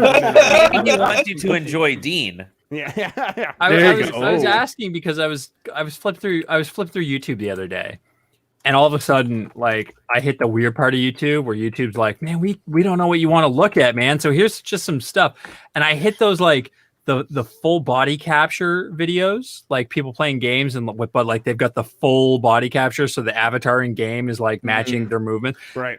I was sitting there thinking, like, I'm shocked that Jeff hasn't done anything like this yet. Well, you don't know that I'm not a VTuber. I very well could be a VTuber. So, man, that would explain so much. I asked. So this is not a joke. I asked a friend in Final Fantasy 14 when I resubbed the very first day I was back. They're an artist, and I said, "Hey, do you do VTuber art? Because I got a really stupid joke that I'm toying with." And I explained to them how I wanted to be a Jeff Grubb VTuber, and they said they would charge me half price for their commissions, but I had to let them give you boobs. Hey man, that's a deal. Deal's a deal, man. You got to take the deal where you can get them. I get it. Oh my god, dude, that's fucking crazy. The Jeff Grubb karaoke VTuber stream is going to be great. Yes, true. Yeah, that's the name right there. I mean, that software is free on Steam, man. You can get that VTuber face rig software for like VTube Studio and VTube Editor on there, and they're just free. Yeah, not gonna lie. Speaking of Brandon Uribe, by the way, I almost decked him the first time I tried an Oculus Rift. Yeah, just because you were in the game and he was right there. Yeah, because there's a T-Rex and I kind of freaked out. Like it was nuts. But I went in every fucking podcast. That's how Jeff Grubb is Jeff Grubb. You can't spell podcast without Jeff Grubb. Listen, I don't want to be on this many podcasts. I'm a reclusive person. I want to just like listen to podcasts and shut up and not talk all day. But I got like 50 invites in 1 week, in like one week period. I'm like, all right, I said I would do this stuff live, like on Twitter for some reason, so I felt obligated. How is Aaron this persuasive? It's honestly, my favorite. My absolute favorite thing in the world is the fact that I know just enough people who are just stressed enough with their jobs that they actually have to have schedules, and then I'm just like, all right, I got these motherfuckers on Discord. I'll just open a DM and put our link in there as we go live, and they'll either show up and they won't, and you know, it's great. I'm not gonna plan this shit. I'm just gonna throw a link out there, and it'll either work or it won't. And I won't bring it up if it doesn't. I think the swelling of my tongue is finally gone. Nice. Welcome back. Welcome back. Right, I can talk again. Yeah. Do you remember the last 12 minutes? You were saying some crazy shit, man. You said Alan Wake 2 is coming. That's crazy. Yeah. Alpha Protocol 2. That's what it was. Bold E3 prediction for this year. Yeah. Honestly, anything can happen. That's the magic of E3. E3 2021. Anything can happen. Shrug emoji. I think that's the right marketing there. We need another Joseph Ferris acceptance speech. Yeah, is basically. We got to get. I'm going to try to get Joseph Ferris on the show. I'm gonna work on that. Yo, that would be. Oh my god! And just have him just not even talk about It Takes Two, but just anything. Yeah, everything else. Yeah. Well, I'm gonna say, hey, Joseph, listen. Nobody listens to the show, so you can say literally whatever you want. You can say anything you want. Doesn't matter. One time and that's it. You can motherfuck whoever you want. Nobody's gonna. Basically, just give some more content for Wario 64 to use when listen, Joe. Can I call you Joe? I hate the Oscars too. I hate the Oscars. I dislike them. Oh goodness! So we know Jeff's been playing It's Spring Again. Rexley, what have you been playing lately? Just a bunch of things. Final Fantasy, Destiny is my week. That's my weekly grind. I just bought Outriders because I was like, I didn't like the first class I picked, and then I kind of gave the demo a shot, again with another class, which was the Devastator, and I'm like, this is actually really fun. So I might just give that another shot. And I bought the whole game again, and it was like, or I played it until I got max level or whatever whatever the limit is for the demo. And I really enjoyed it. I'm like, okay, let's just see how it is in the full game because that's whatever. I can just buy it. And so yeah, I haven't played it yet in the full game, but it's sitting in Steam going hey, you want to play that at some point? But yeah, I'm also waiting on to see if I actually get into this Diablo thing. I don't think I will. I don't think I will. Yeah, Mike's playing that. I don't know if I'm allowed to. Are we allowed to talk about it if he's in it? Can I say that he's in it? I thought I saw somebody on Twitter talking about it. Well, he's in it, and you can stream it. You can stream it now too. Okay, Arthur Geese is streaming it right now. Okay, yeah. Okay, then we're good. Into it, and you got Jason the Code too. And I was gonna ask for one, but I'm too busy because Aaron's always saying, "Hey, come be on the damn show," so I can't play. Again. I mean, you can only do both those things. It's been less than a week, and I've had you here twice. So the thing is, no, it's like I do have a lot of work to get done. It's hard to work during the day because I've got the kids e-learning, so I try to do some work at night. I'd like to take a shower someday, and then, but I want to play PGA. I'm really into the game right now, and I have a reason to practice. So I'm like, that's the game I'm thinking about right now. My favorite thing that I've seen from you over the last week, starting with when I had you on last week, and then managing to check into a couple of your streams over the week. It's just you sitting outside because you can keep your kids inside. Mm-hmm. Yeah, I was watching your dad life, man. I was watching your Games Mess stream the other day when I was at work, and there was one point, your kids were outside and stuff because you're a good dad. But there was one point near the end where there was just in frame, you're just sitting at your laptop, kind of doing this, and there's both of the kids in the door behind you. Yeah, it was awesome. Oh, I gotta go get that frame. Oh, that's incredible. It was awesome. Oh, that's so good. Oh man. Oh, I gotta go get that. I had no idea. Oh man, that's so funny. They were pretty good during that stream until my kid realized the microphone was there, and she just loves messing with microphones. Nice. See, that's fence over there that they can't get over. So when I'm in my office, they can't get over here. Which I guess is what they have an awesome playroom over there, but they don't like being down here because they see me over on the other side of the fence and they get sad or some shit. God, I don't know. This week, I'm happy my daughter's at the point right now where she's like, Dad, I'm just going to play Among Us, or I think she's been playing Roblox. She's like a Roblox and Minecraft champ. Mm-hmm. So she just runs off. She's like, and I'll ask her, do you want to play something with me? Nope. I'm good, Dad. You play your baby games. Go ahead, Dad. You play your baby games. She's getting into like some metaverse level Roblox character world building NFT stuff. You know, she's an 11-year-old that's teaching me, Dad. Listen, let me tell you about the blockchain. All right, Dad. Yeah. So damn. If you buy this hat in Roblox, it transfers into the Atari coin, and then you can use that to mint. Let me tell you what minting is. Minting is not the chocolate chip ice cream. Minting is where you take somebody else's tweet and turn it into a coin that you can actually sell online, Dad. And that's how I'm going to buy a pool. And I don't know how it works, but somehow it all works. And in conclusion, this is why we need double 3090s in the house. Yeah, exactly. And then you take a picture of those 3090s and upload it to the internet and sell it as an NFT. There you go. Oh. But apparently NFTs are down. They're 4 and 2 right now. They'll get to that point eventually. But right now, it's like they actually are starting to play some games. Clearly, it's spring again is one of their favorites. But Emmy started playing Mario quite a bit and just running around. Nice. And, she saw me playing that Pac-Man 99, and she said, "I want to play your game. I want to play your game." I'm like, "Oh, okay." And she tried. You're like, "This is definitely Daddy's game." Yeah, I made it. Yeah. And I'm like, yeah, go. And she got frustrated, but she kept trying and trying. I'm like, oh, this is impressive. I didn't think you would have the patience for this, but yeah. So starting to show interest, which is I think pretty fun, pretty cool. I got second place my first time playing Pac-Man 99, and first place my second time playing, and I'm like, I'm done. I've hit the pinnacle. I do not need to play again. I'm done. Yeah, I haven't gotten first place yet. I am enjoying that game though. It's pretty good. I don't know if I like. See, the problem with me is like one of my favorite games of all time is Pac-Man Championship Edition. DX. God, I can't remember which one is my favorite because there were so many different names for that game. But the one where I got like a top 1,000 score in the world on one of the modes that I really liked, like Championship 2, I think it was. And so I'm like, I was obsessed with that game. It was really good. And this game definitely has a lot of that same DNA. But I just think that game might be more my thing, where it's just like this 5-minute high score mode. Yep. And it was fun to like try to get the high score on that, especially against friends, because a lot of my friends were playing it at the time. And now doing that in the battle royale, where it is much more anonymous. Yeah, you're playing against 99 other people, but you're not really interacting with them all that much. It is very much the Nintendo style, where it's like you're sending some stuff to some people, whatever, and it's not like you're going to be able to squad up with your friends in this game. So, I think it's a pretty solid like battle royale, one of these. But I think I've played better Pac-Man games is the only problem. Yeah. Yes. Definitely. I think that's sort of the case with all these.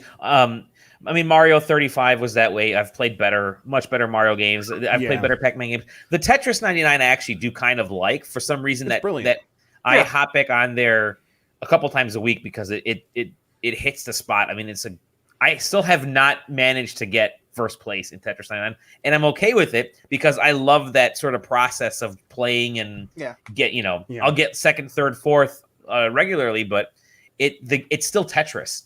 And I still play it as if it's Tetris. You're still just playing a game of Tetris at the end of the day, which is more than good. It just gets much more hectic, in certain points quicker. It's kind of nice that you're kind of battling that part more than other people. So yeah, I was playing that too. I've been knocking on the Cozy Grove door as well. They sent us a code for that. That game is charming as hell, man. Give me the quick pitch on that. What is Cozy Grove? So it's I'll give you a quick breakdown. It reminds me a lot of like Don't Starve, in that you're sort of on this big island, and the island keeps kind of.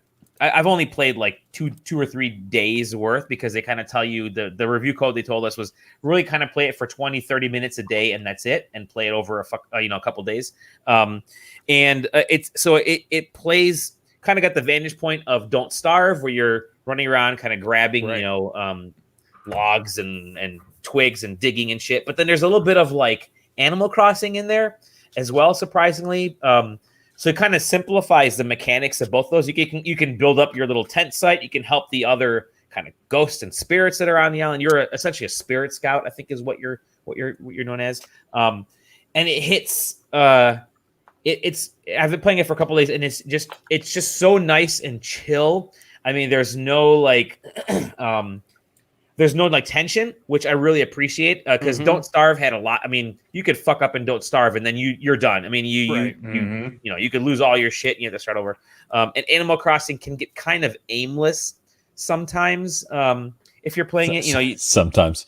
Kind of all the time. But Cozy Grove has a little bit of both. It's like there's not a ton of tension, and Anti-Mac are saying it he says the coolest thing. You're essentially you're bringing color, so everything is sort of this gray and white, and as you're doing certain things, you're adding color to the world, and then as you're gone, you come back the next day, the color's drained. That's how they kind of want you to reset the That's game interesting. experience. It's really kind of cool. Like it's on Apple Arcade as well. What's that? The art in this game is really nice. Oh, it's great. It looks gorgeous. really pleasant. Yeah, it's fantastic. Yeah. So I was playing that, and I was playing a little bit of. We got a code for What the Dub today, which is I'm a big. I love the Jackbox games, and What the Dub is another one of those types where you're. I think up to 8 people can play. I'm not 100% sure, but essentially it's everyone logs in with their phone, and you watch a clip on the screen, and then you're all kind of choosing. Then it blanks out, says, "Oops, we lost the audio in this portion." So pick one of the, you create your own verbiage for what you think the audio is going to be, or what the line will be. It'll be like a B movie. It'll be a really bad infomercial. It'll be something kind of funny like that. And then you pick it, and then you kind of vote at the end to see which one is the funniest one. So there's a little bit of like Cards Against Humanity / Jackbox melded together, but it's not that it's not like shallow or anything, but I have a feeling it's. I mean, I've played a couple rounds of it already, and I have a feeling that it's you really have to be mixing it in with a bunch of different games as well, because I don't think you can sit for like hours and play just this game with friends. I think it's good for like a couple rounds, and then you're kind of bored of it. That's where the magic of like the Jackbox series comes into play, because you're getting with Jackbox you get like 5 or 6 games at a time in their party packs, and you could play each one of those. And you could run, spend a whole night playing every single one of those games. Whereas this, you're going to be, a couple rounds and then you're done. But that may be the point of it. I mean, you may not be wanting to play more than like 10 minutes. So, I'm gonna check it out for sure. I'm gonna go put my kids to bed, but I'm gonna ask you guys a question, and I'm gonna take this question off the air. What do you guys still like about covering games? What's the favorite parts? And how has it changed over the years? And just each of you give me that answer, and I'm gonna listen on the podcast while I go put the kids to bed. Have a good one, guys. See you, Jeff. See you, Jeff. Question actually. I'm great. I mean, I can go first because it's super easy. My favorite part about still doing this is the fact that because even aside from the fact that this industry is now pretty much entirely online because of the plague, it's so modern that it changes constantly. So it's almost impossible to get bored covering it. Yeah. Like if I think about when I started versus where where we are now, it might as well be wildly different jobs. Huh. Yeah, it really is. Yeah. If it's the best part is it's not even one thing. Like if it's not content that changes, or if it's not the games themselves that are changing, like because somebody's invented a new genre, which happens. Like how many years have fucking deck builders like deck building roguelikes? Like how long have those been around? Like not that long. Strand gaming just came out. Strand gaming, transferring, but even methods for covering. Like we're on a podcast right now. We're on a video podcast right now, which is unheard of when we started. You know what I mean? Yeah, I mean podcast is what I feel like 06 was kind of like the 07 was when everything first started. And then kind of rolled up and became popular in 09 and 2010. Yeah, I mean, you're down with that, Aaron. It's been cool to see that all the different methods of covering. Yeah, when SideQuesting first started, it was you can either write about a game and you can spend weeks working on a review and big features and stuff, and hope you get the views on it, or you can you got to hire video people to do a video review. Like that was the only video stuff out there was. You're either writing a review, or you're doing a video review, or you're doing a podcast. Like it kind of felt like those three, and that was it, right? And now there's just a bajillion ways to do it. And even then, when you were doing a video review, it wasn't even like you were doing a video review. You were hired as like talent to read a script that script writers wrote, right? Like that. Yeah. This review is done by Jack Nicholas. Jack Nicholson. Yeah. Jack Nicholas would be a very interesting. Rexley, what about you? What's been your It's so weird. I want to answer this, but I also can't because like I'll be honest, I haven't done the coverage in a while. I haven't done my penance, even though I have so many ideas, and it's like I like that I can come back here though, because I think it's refreshing to know that despite the amount of time that I'm away from like games coverage or like covering it from this angle, there's still so many things you can talk about, that there's this is something I heard a lot when I was in journalism school. Like there's always a story, but like in some circles it's so hard to find. Mm-hmm. And like for games, it just seems like there is always a story where it's the perspective of someone who's covered it, or like the times that sort like who would have known Among Us was going to be the thing that was going to get people through the pandemic. Or like in my case, shout out to you guys for recommending Konami's Pixel Puzzle. Oh yeah, because that's the game that got me. Like I may have pulled a couple all-nighters in this pandemic because of that fucking game. Like just stressing out, actually getting graph paper, going, okay, if this is like, it was nuts. It was crazy, but like again, like who would have known games like that would get people through this pandemic? Who would have known that like it's not even just like the AAA games. It's even like really like small indie games. Like my work had a frigging we had a Slack channel for Animal Crossing because that's how many people were playing it. You know what I mean? That hasn't been updated since the winter or like fall update last year. But I mean, it's just it's so interesting that there's so many ways to cover one game. And I think you just have to kind of find what resonates with you and or what resonates with people more, and more importantly, what resonates with you to kind of get it. So I'll write something at some point, Al. JJ, what about you? What's been keeping you going? Well, I mean, let's be honest. I'm not really. This is just me hanging out with some friends talking about. What's been keeping you interested in gaming? For this I'll tell you one thing that's always been. I am. Neo Geo re-releases. Hell yeah! Listen, I have been playing that pack some more, so I could just sit here and talk about that some more. No, but I'm a movie guy, big time. I love movies. Movie journalism is boring. Mm-hmm. It is all one thing. It's sort of there's no deviation. It's been the same for decades. It's stuffy.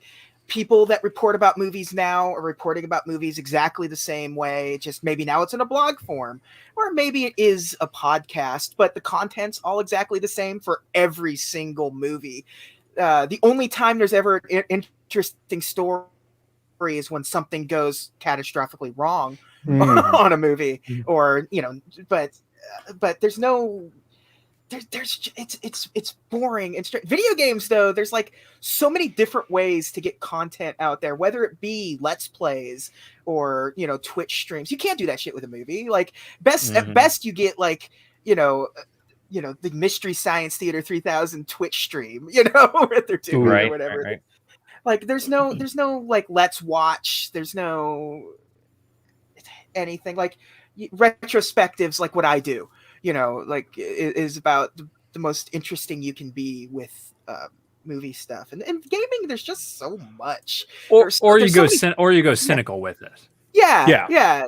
That's exactly it. But with what Giant Bomb is one of those things where it's like they have so many personalities putting out so many different types of whether it be they're doing a quick look or or they're doing their podcast for 4.5 hours every week, or they're doing their crazy stuff like forcing these guys to sit through 50 rounds of Mario Party, or getting together a racing team or whatever. It's like there's just a shit ton of content you can put out that's all interesting, unique. There's a way bigger variety of voices in video games than there are in film, and so it's boring to get deep into the film stuff, but there's never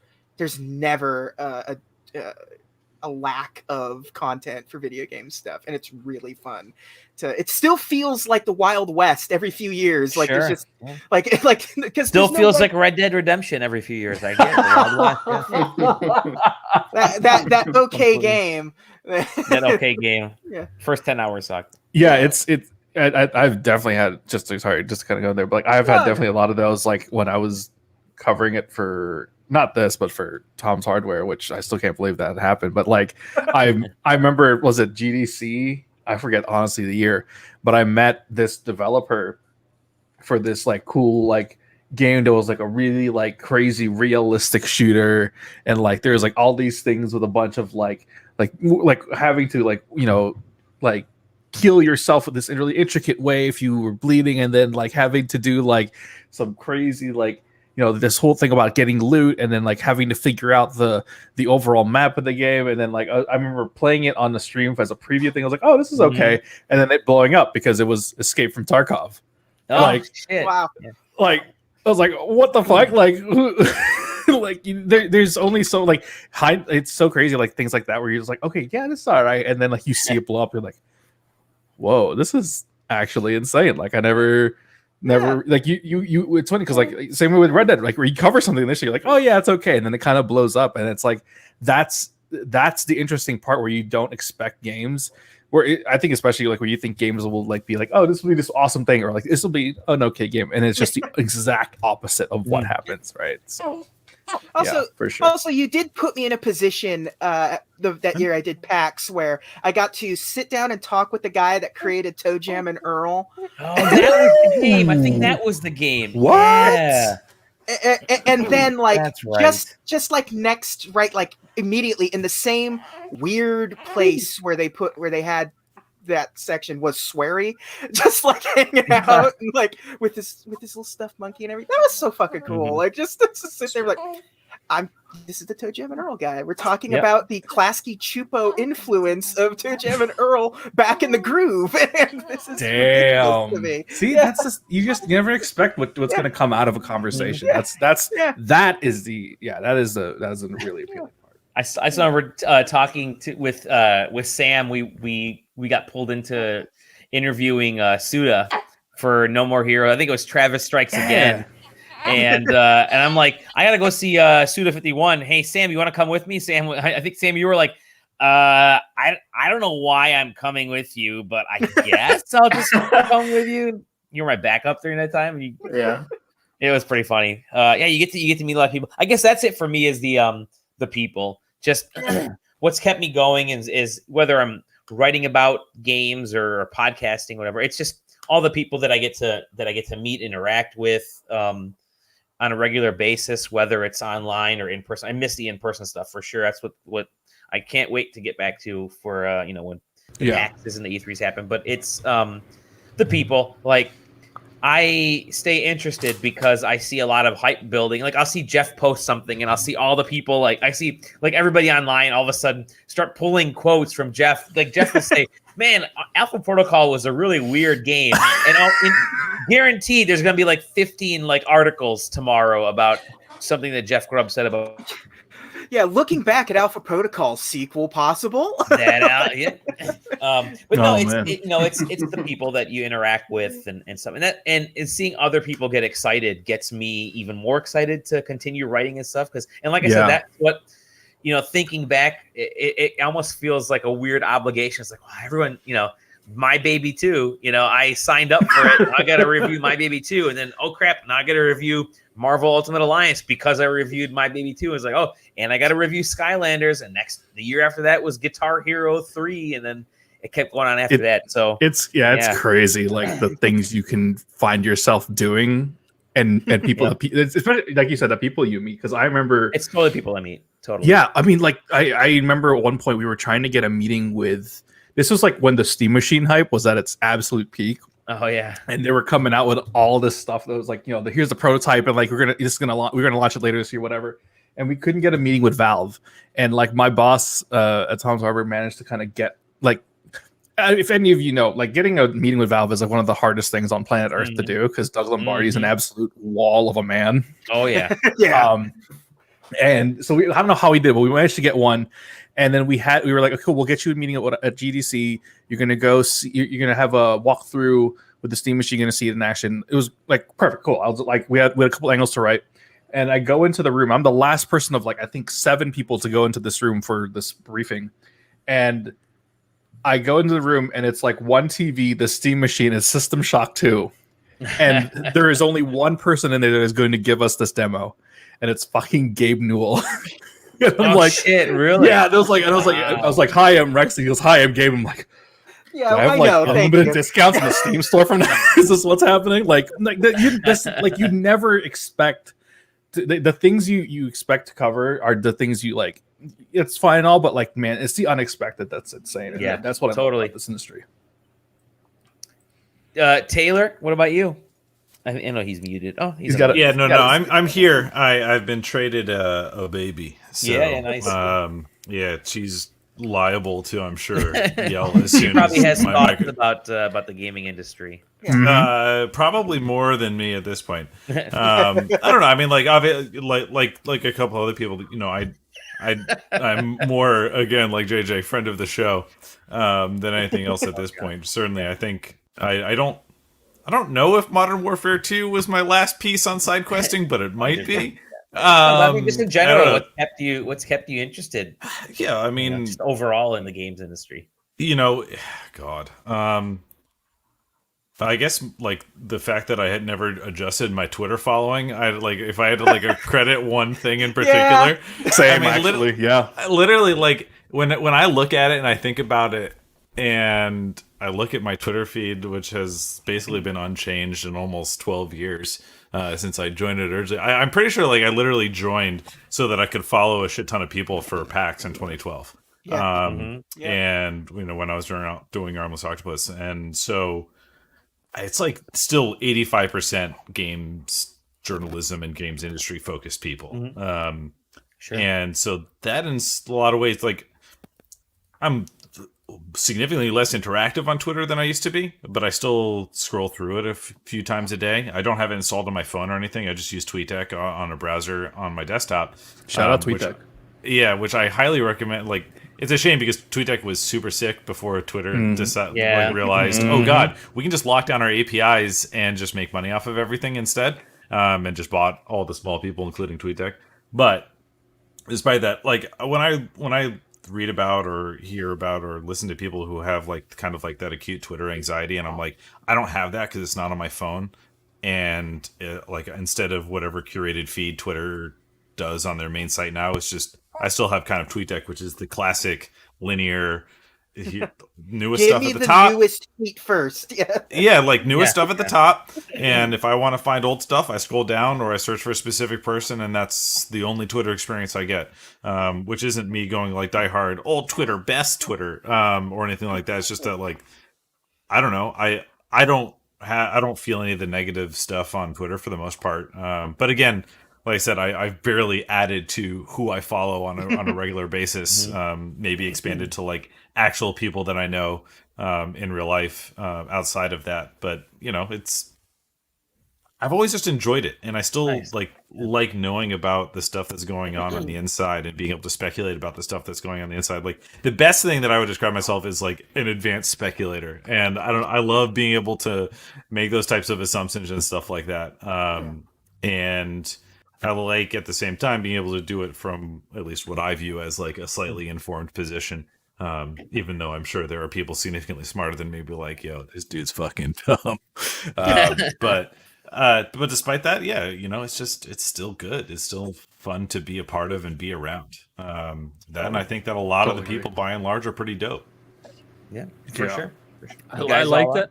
I like that. I don't know how it is for the people who are just starting, but there's an age bracket of games journalists that covers a pretty wide range. Yeah, it does. That we all just sort of even on this show. Yeah, we all just kind of like we're all different ages, but we all kind of know each other, and we all cover the industry together. And even if we're competition, we're not really competition because that's not really how the like game coverage websites work. Yeah. Like we might be trying to get, you know, an exclusive or something like that, but that's not competing with another site. Or at least directly. And that means that a lot of us get to be friends, even if we don't work together. So it's always fun when something's coming out like down the pipeline that nobody can talk about yet, because there's this huge collective of people who all can't talk about it together, but we all know about it. So we're just like, hey, you hear about the thing yet? That's what the fig's for. Yeah, for And the I'm forgetting the name, but right outside PAX East, the Weston, the Weston lobby. Oh my God. That's what the Weston lobby in the figure for. That's exactly what I always actually felt like I was missing something because I never stayed at the Weston because we were cheap as hell. So I never stayed there. I never stayed there either. Yep. I just happened to run into people that just are there. The closest thing I ever came was the Starbucks in the lobby of that place, which I think I only went to once over however many years I went to, because dude, the line was always astronomical. I was like, yo, I'm just gonna go to the bodega place down the street. This is wild. Yeah, I mean. Yeah, and Taylor, to what you were saying, just like the people, people smartly. It's so weird to when I was still covering it, like to go to events and be seated to oh yeah, I know that person from so and so publication. I know that person from so and so publication. Like, what the hell am I doing here? Totally true, Jeff.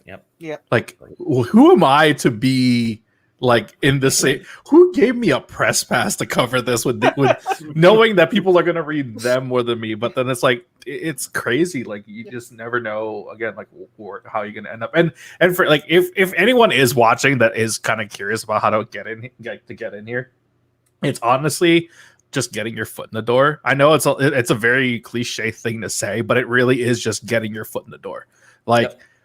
I got into my first PAX was with SideQuesting, and I did not have my own press pass. Sorry, PAX, by the way. Yep. But but I got to meet people who later on, I went, hey, we met for 2 seconds on PAX East on Friday. It's yeah, I remember you. You're from SideQuesting, whatever. How you doing? What's what you doing now? And I'm yeah, I'm doing so and so, and I'd love to connect with you down the road or whatever. But honestly, it really does come down to just getting your foot in the door. Who cares? Really who cares how you what publication it is? You don't have to be from the big sites or you don't have to have X amount of following. Just just get your name out there. Say hi to people. That's really. It sounds so simple, but that really is how you kind of get into this industry. It's so satisfying too the first time that you put an article out and you start seeing some traction and there's a little bit of discussion based on something that you put out. I remember, I don't remember if it was Tiny Brains, but there was another thing from PAX East that I wrote that we were getting maybe 200, 300 hits on certain stories, but then this one hit 4,000, because I think I mentioned something about it being on PlayStation Plus a month before they really wanted to reveal that, even though they told it in the demo. And just sort of seeing that and then hearing the murmurings around PAX itself about stuff like that. It's just kind of nuts just being involved in getting access to things and just seeing things that people just completely want to share with you. Playing a demo and it bugging out and just learning about that bugs happened about 1,000 times before. We thought we fixed it, but it happened here on the show floor a couple times today.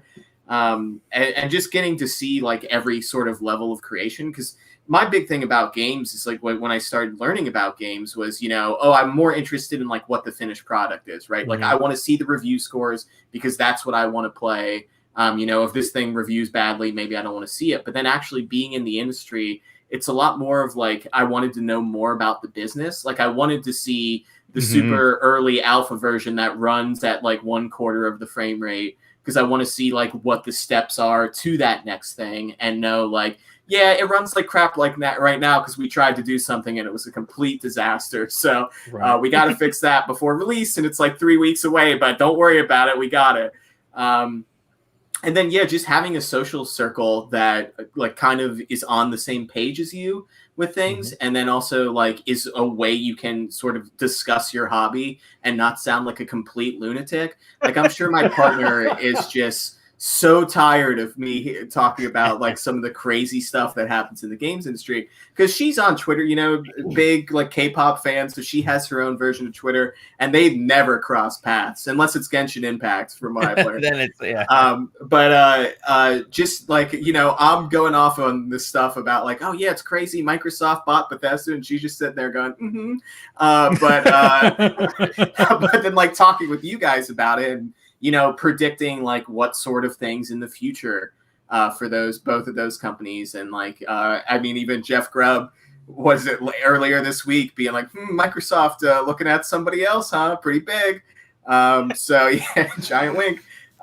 So it's just been crazy. And you know, it's nothing like my day job. I still work with technology. I still work with all types of stuff, but it has absolutely nothing to do with video games. And it's so great to actually be able to like hop on our Discord and discuss like business and discuss like stuff like that in the industry, and have it relate to nothing I do in real life. And that's basically why I've been sticking around and still doing this podcast, because Dally still lets me come on here as a cat holding a baguette. Or Bob from Animal Crossing dancing around. One of these days, I will get a webcam and become a Jeff Grubb VTuber with Aaron. You get that webcam, we'll set up some VTuber stuff. We'll set it up. Hey, I'm still waiting for Sexy Wolf. I can't think of his last name. From Star Fox. Star Wolf? Star Wolf. Yeah, there it is. I'm still waiting for Sexy Wolf VTuber skin that we found. Holy shit! Wow, that's actually nuts. But yeah, it's funny. Like to that point, I was gonna say, like I have a couple of coworkers that like you know, everybody plays video games. Like they're really into video games, and like one guy will always like send me a thing like, "Hey, did you hear about this game?" I'm like, yeah, you're like 3 hours late. Our Discord's already torn it apart. One, I've already seen it on Discord. Two, like that's basically like Taylor said, like 95% of my actual Twitter feed is everyone from the industry. So like, if Jeff Grubb tweets about it, I know about it in like 2 minutes. So sometimes the hardest part is like being on just like on that outside edge where I know that there's an embargo that's like like close to being broken, but I'm not inside enough to know which one it is. That's sometimes like the hardest part, dude. It's always great when all of a sudden like you're sitting on Twitter and like your tweet's refreshing itself, and it's like, oh, here's a cute cat, oh, here's a comic, oh, here's some people from just slightly outside the industry. All of a sudden 30 messages at the same time, all going like, oh, I can't believe he did that. I can't believe it. But nobody's saying what it is because they're also under the embargo. Yeah. It's like we can all see it's broken. Can we talk about it now? I don't know. We can talk about it now. I guess we're just gonna very, very blatantly allude to it. Or like you look at a calendar and you're like, you know, X game is coming out on Tuesday, and you're like, okay, so then that means the embargo goes up probably one of these days, which meant they probably got the code like 1 to 2 weeks prior, and you're like, okay, cool. So then you're doing the math, and you're like, man, I'm gonna look at this so person, read their tweets, and like see if I can kind of get just a hint. Well, that's the funny thing, because you'll know, like, you know, and some sites are a lot smaller. So like, I only bring up Jeff Grubb because he was on a show as well. Also because he's incredibly a sexy influencer, daddy. Daddy. So no, but you know. You look at sites that are a little bit smaller from a not viewership wise, but just staff wise, and it's like, okay, somebody on their site is reviewing, I don't know, Outriders, let's say, and you'll say, okay, there's 4 of them on the site, 5 of them on the site, 6, whatever.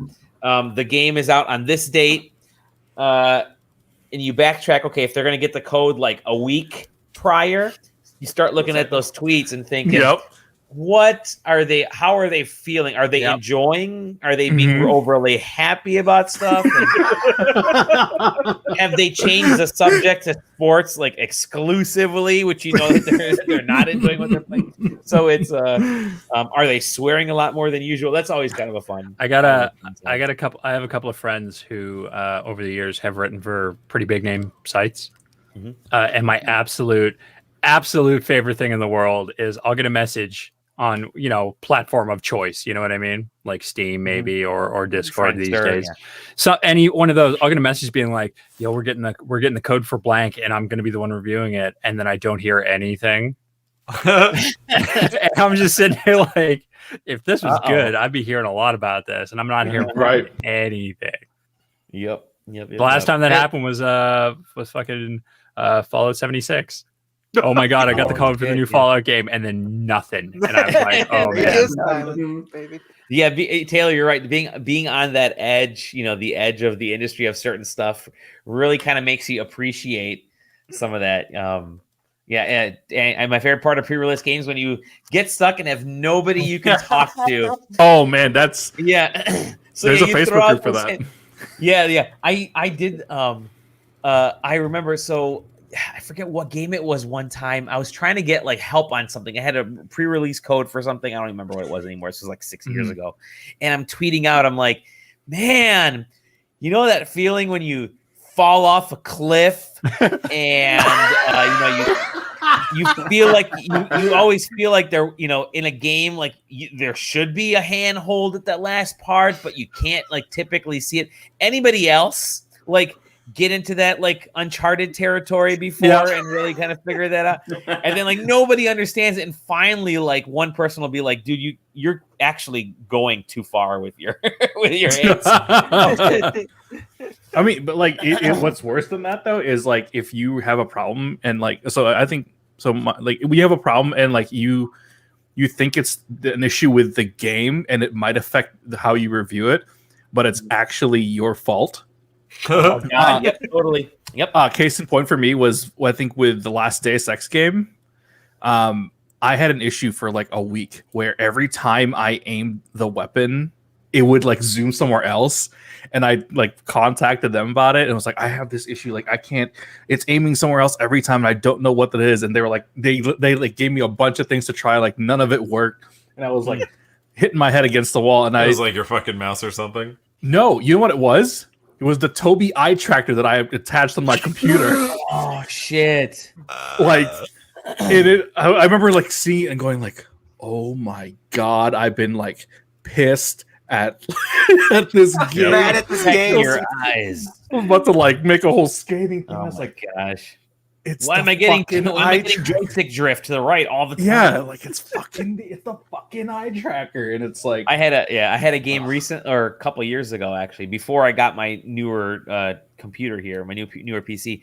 I had a game to review, and it just wouldn't run. And so the whole time I'm thinking, this game does not fucking run. And I'm waiting. They're like, yeah, we've heard there were some issues, so we're sending an update. And they sent the update out. And they're like, this update should solve everything. And I'm thinking, it solved nothing. The game hangs at the title screen every time I try. I cleared out my laptop. I did a bunch of stuff. I'm like, listen, that can only go so far. It was my laptop the whole time. It was just I had a shitty old PC, like a Dell that's sitting over my shoulder over there that I was using. That's clearly not made to run video games. Oh boy.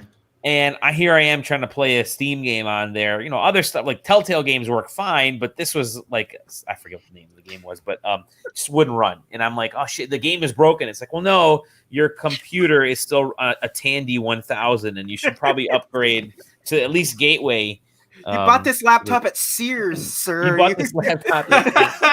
I had one where I didn't realize it for the longest time. My controller. I have a 360 controller, and it's plugged into USB port in the back of my PC. And just over time, the controller had fallen behind the PC, and it was upside down, and the joystick was pushed. But I played a succession of like 10 games that didn't have controller support, so I never noticed. And then I was playing or starting to review one game. And my character, all of a sudden, like I'd launch the game and it was fine. I'd start the game. Second I could play, my character would start spinning in circles. And I was like, what the fuck is happening? Oh, wait, I have a controller. I wonder if that's what pick up the controller. Stops. It's like, 4 days wasted. Yeah. It's how it is sometimes, man. But like, it's, that's the thing with like this. Like, again, like we're all like, you could be competing with a bunch of other sites for it, but at the end of the day, we're just we're all idiots. We're all idiots. We're all idiots, and we're more than happy to like talk about a bunch of shit after the fact. And it's like I'm not gonna deck Jeff Grubb for why did he give Astros Playroom a 10 out of 10. when Aaron can't even play it. I mean, really. Yeah, seriously. Yeah. Like you can't give a game any score. If I you're need a actually balance. I need a balanced like conversation about this before I can really get angry about it. But even then, it's like, you know what? Oh shit! Oh no, DMX died. Is that actually confirmed? Yeah, looks like it. Oh, that's a bummer. That's a horrible way. You know what? That's a horrible way to end this podcast. I could talk about Balan Wonderworld for a few minutes. Yeah, you know what? Talk about Balan Wonderworld. Actually, hang on. What is this game right now? Because I am playing that. I am Balan Wonderworld. Yeah, I keep seeing it everywhere. It's awful. It sucks, man. Imagine a platformer from like 3 or 4 console generations ago that was never localized into English, and then suddenly somebody said, "Hey, let's localize that into English." Except that's not what it is. It's a new game. Yeah, but that's what it is. Yeah, it's. I keep seeing it everywhere, and I thought it was like something I should pay attention to, but apparently not. No, it's Yuji Naka's Square Enix game, so. You know, he doesn't make RPGs, he makes platformers, you know. It's the Sonic the Hedgehog guy. We gotta get him out here to make a game. It's as if he made a game immediately after making Billy Hatcher and it never came out, and now here it is.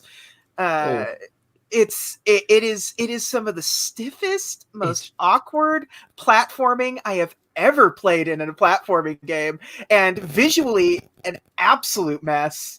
Like, wow. It is genuinely terrible. I thought I was missing out on something, but apparently not. No. The music, like, it's a game that revolves around music, and it all sucks.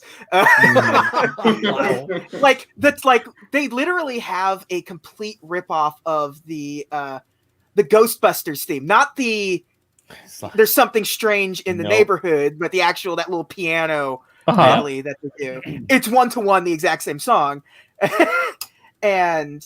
Like, characters disappear when you get close to them. Oh, Jesus. So, and they're just littered all throughout the game, and you're just I don't know what like the artistic direction of this game is in the slightest. It's I keep playing it because I'm mortified by every decision. All that game's budget went into the end of level dance scenes. Yeah.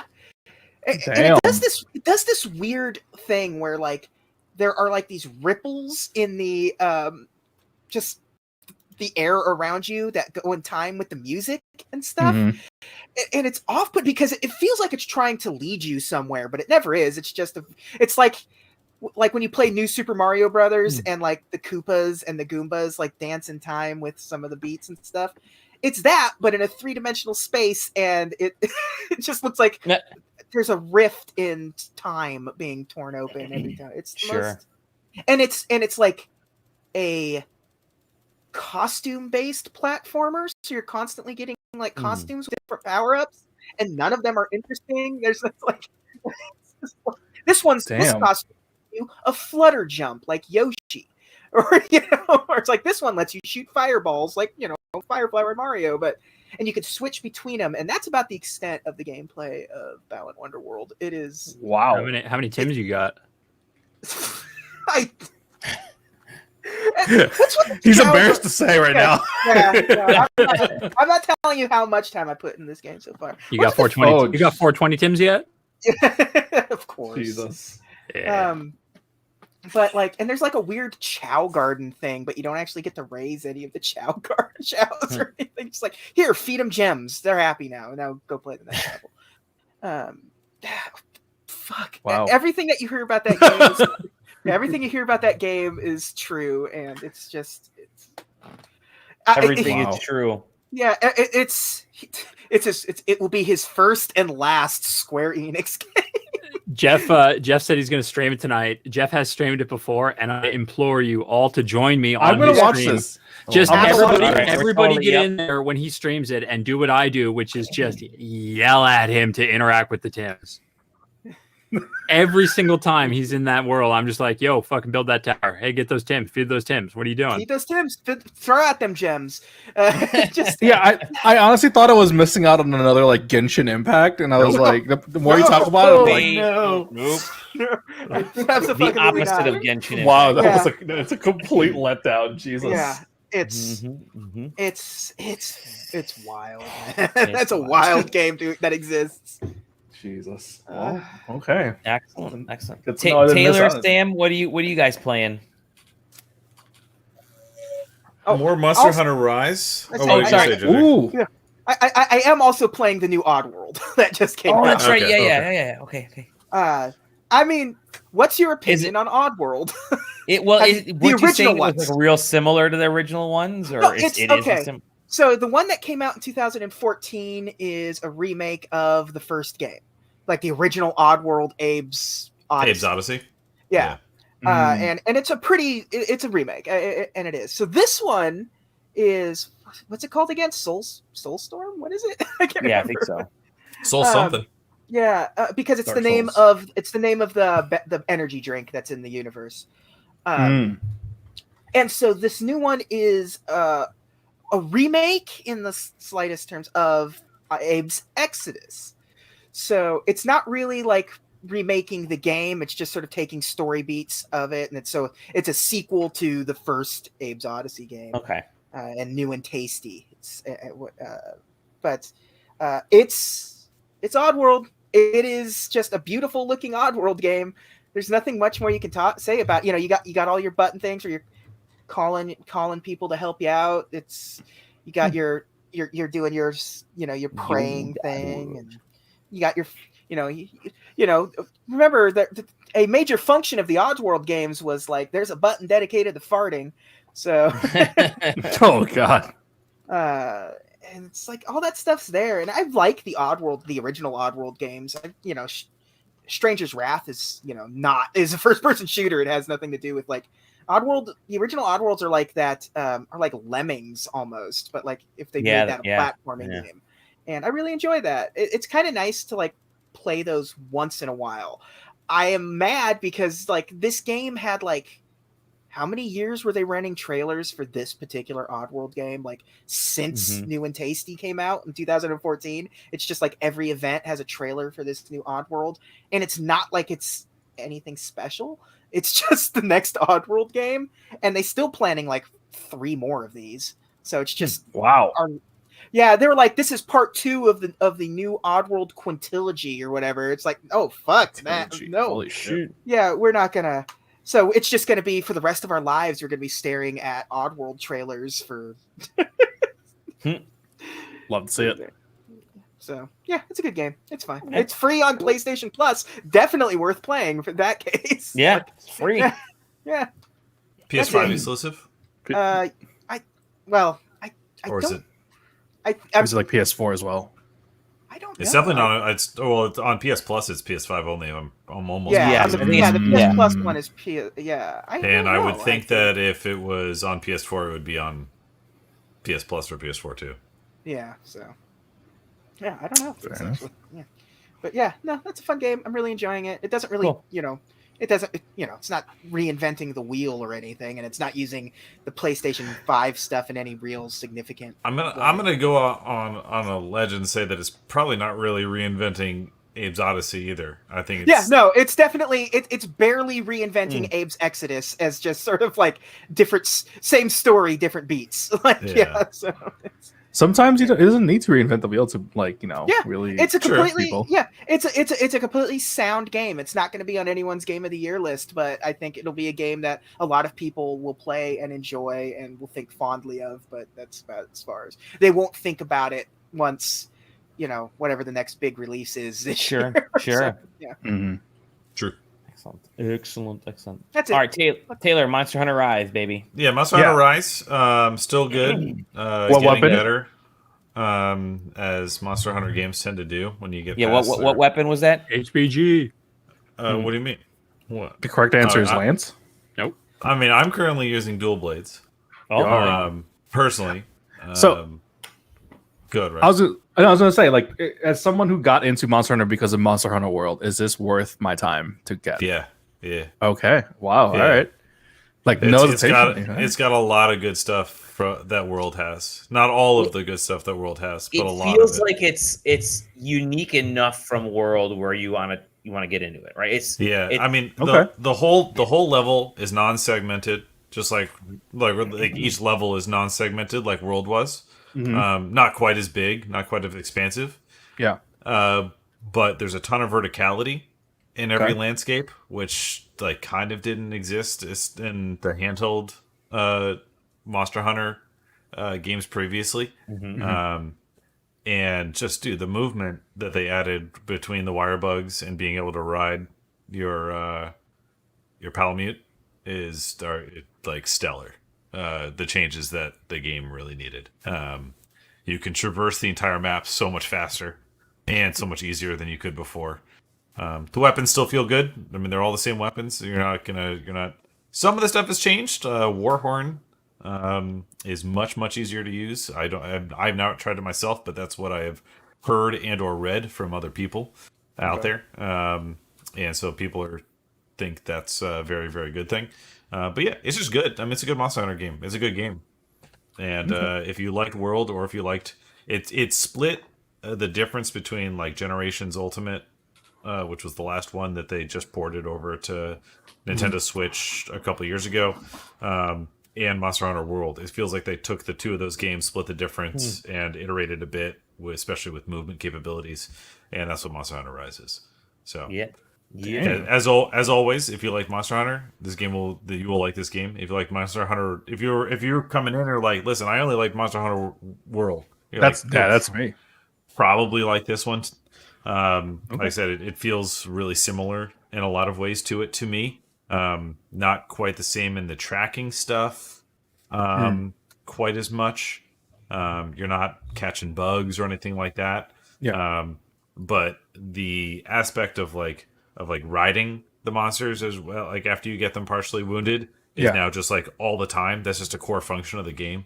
And it's I don't know, it's good. I think it's the sales numbers. I'm not going to say are speaking for themselves, although I think they are showing an extremely good evidence of what's going on. Surpassed already 5 million units. That was earlier this week when I looked. That it's going to do very, very well. As opposed to Balan Wonderworld that sold 2,000 copies in Japan. So wild. Truly wild. Unbelievable. Wow. The amount of like 3 platforms. Yeah. The amount of jokes that I've seen about like it being accused of laundering money and stuff like that, it's like I have to assume it's some sort of the producer's style grift that Yuji Naka is playing here. Yeah. Like, there's a big ta-da at the end, right? Yeah. Yeah, we're all missing the punchline. Yep. Yeah. Excellent. But that, and I went back and I played Control for. Yeah. You sure did. Dude, I'm still playing through that. I forgot to mention that. I played Control when they added it to Game Pass Ultimate, and when I was playing it, I didn't, for whatever reason, I didn't put 2 and 2 together, like that it was made by Remedy. And I just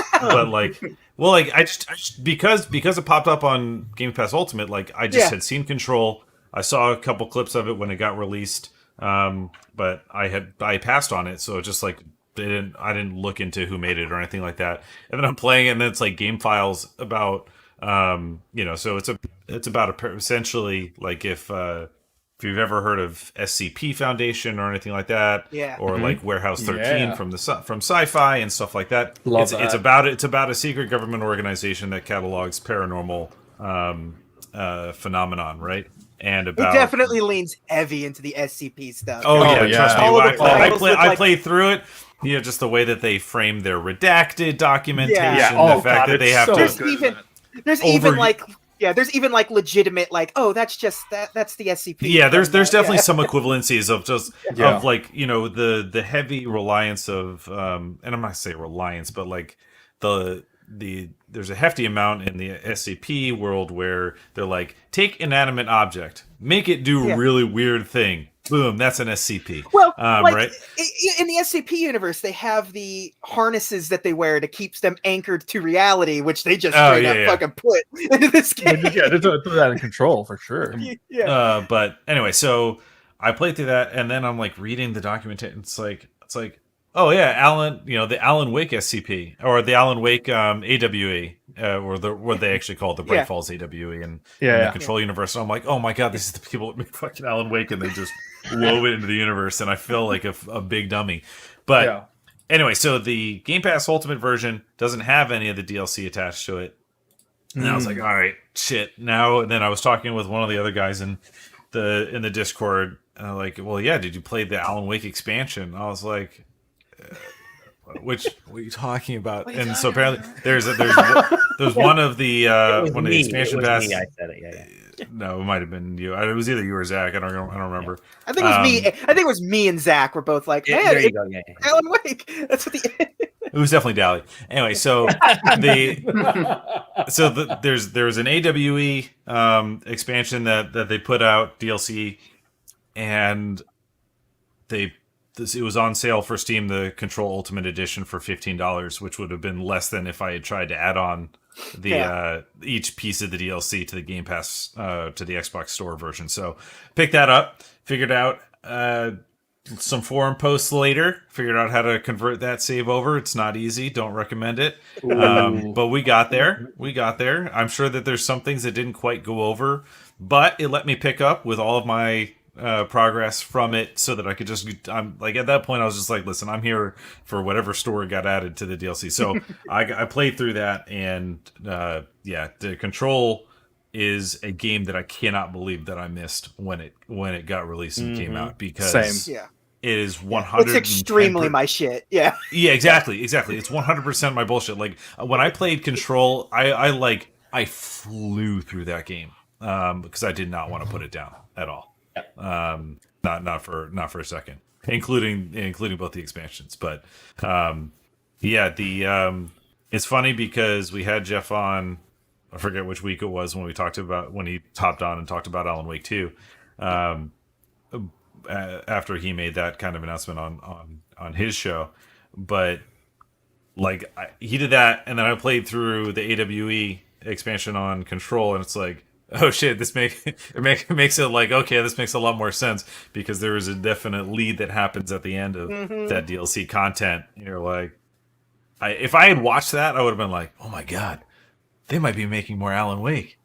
But yeah, it bewildered me that I didn't realize it and didn't put two and two together, because of like how much of a formative game Alan Wake was when it came out for me. Like, one of the kind of first narrative games I really got into during that 360 era, because I didn't really play any of narrative type experiences when I was on Xbox or anything previous, really. So, but yeah, so Control was was my other play this week. Excellent. Hey Sam, you're the cleanup hitter. What are you playing? A great cleanup game. I've been looking at Outriders and Monster Hunter and wanting to get into that sort of progression loop based gameplay, but I'm kind of busy with work, so I did the responsible thing and I started playing Anthem. And let me tell you, Anthem actually plays incredibly well on a PlayStation 5. Runs at 60 frames per second, doesn't drop frames. I don't think it's in 4K. But man, we really missed out on the opportunity to have a really good game in Anthem.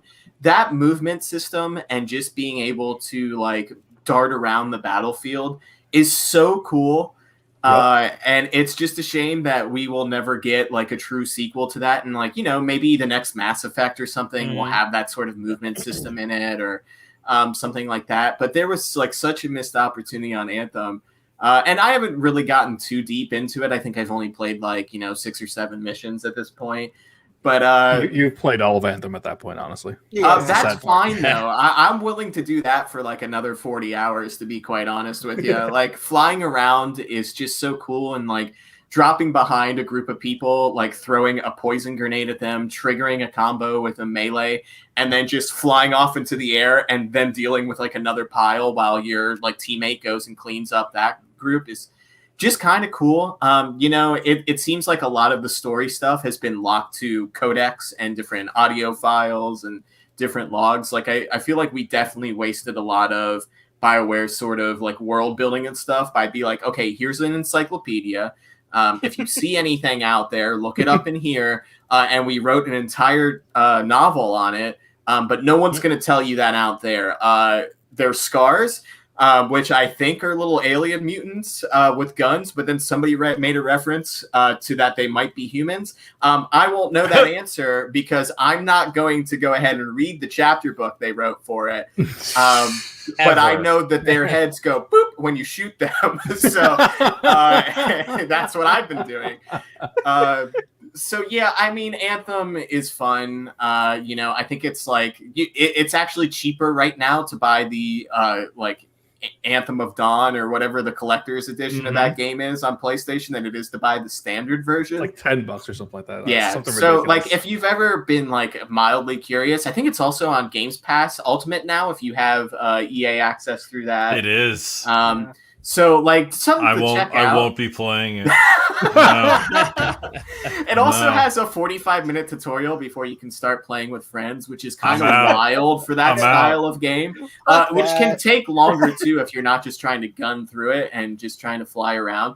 But man, like I don't know, I'm having fun with it. I'm gonna continue probably playing it, and then otherwise, I mean, hey, guess what? Genshin Impact still releases big updates every month and a half or so.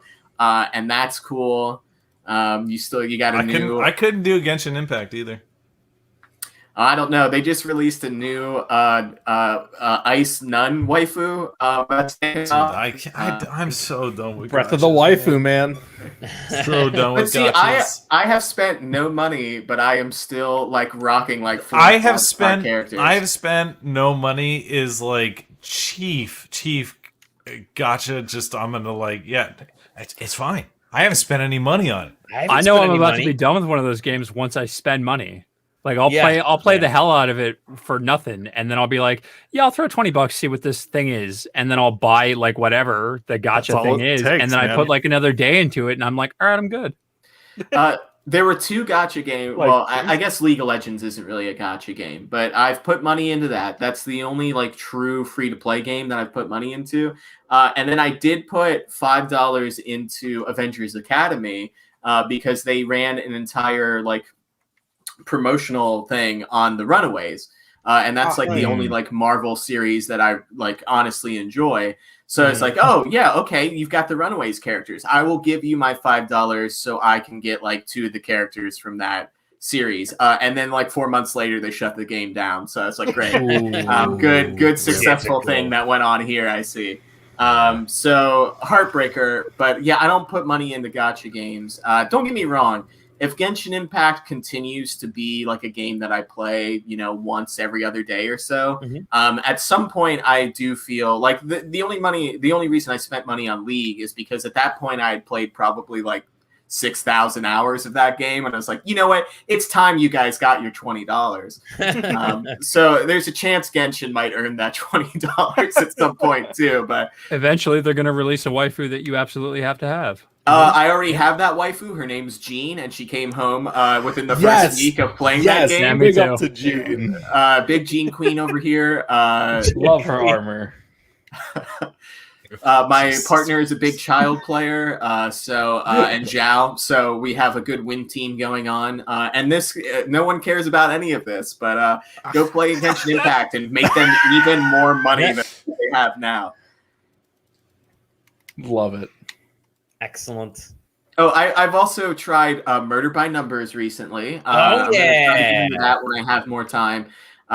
Because unfortunately, the reason I got that game is it's like, oh, maybe they have like a side mode where I can just play the puzzles. Haven't found that mode yet. The story's fine.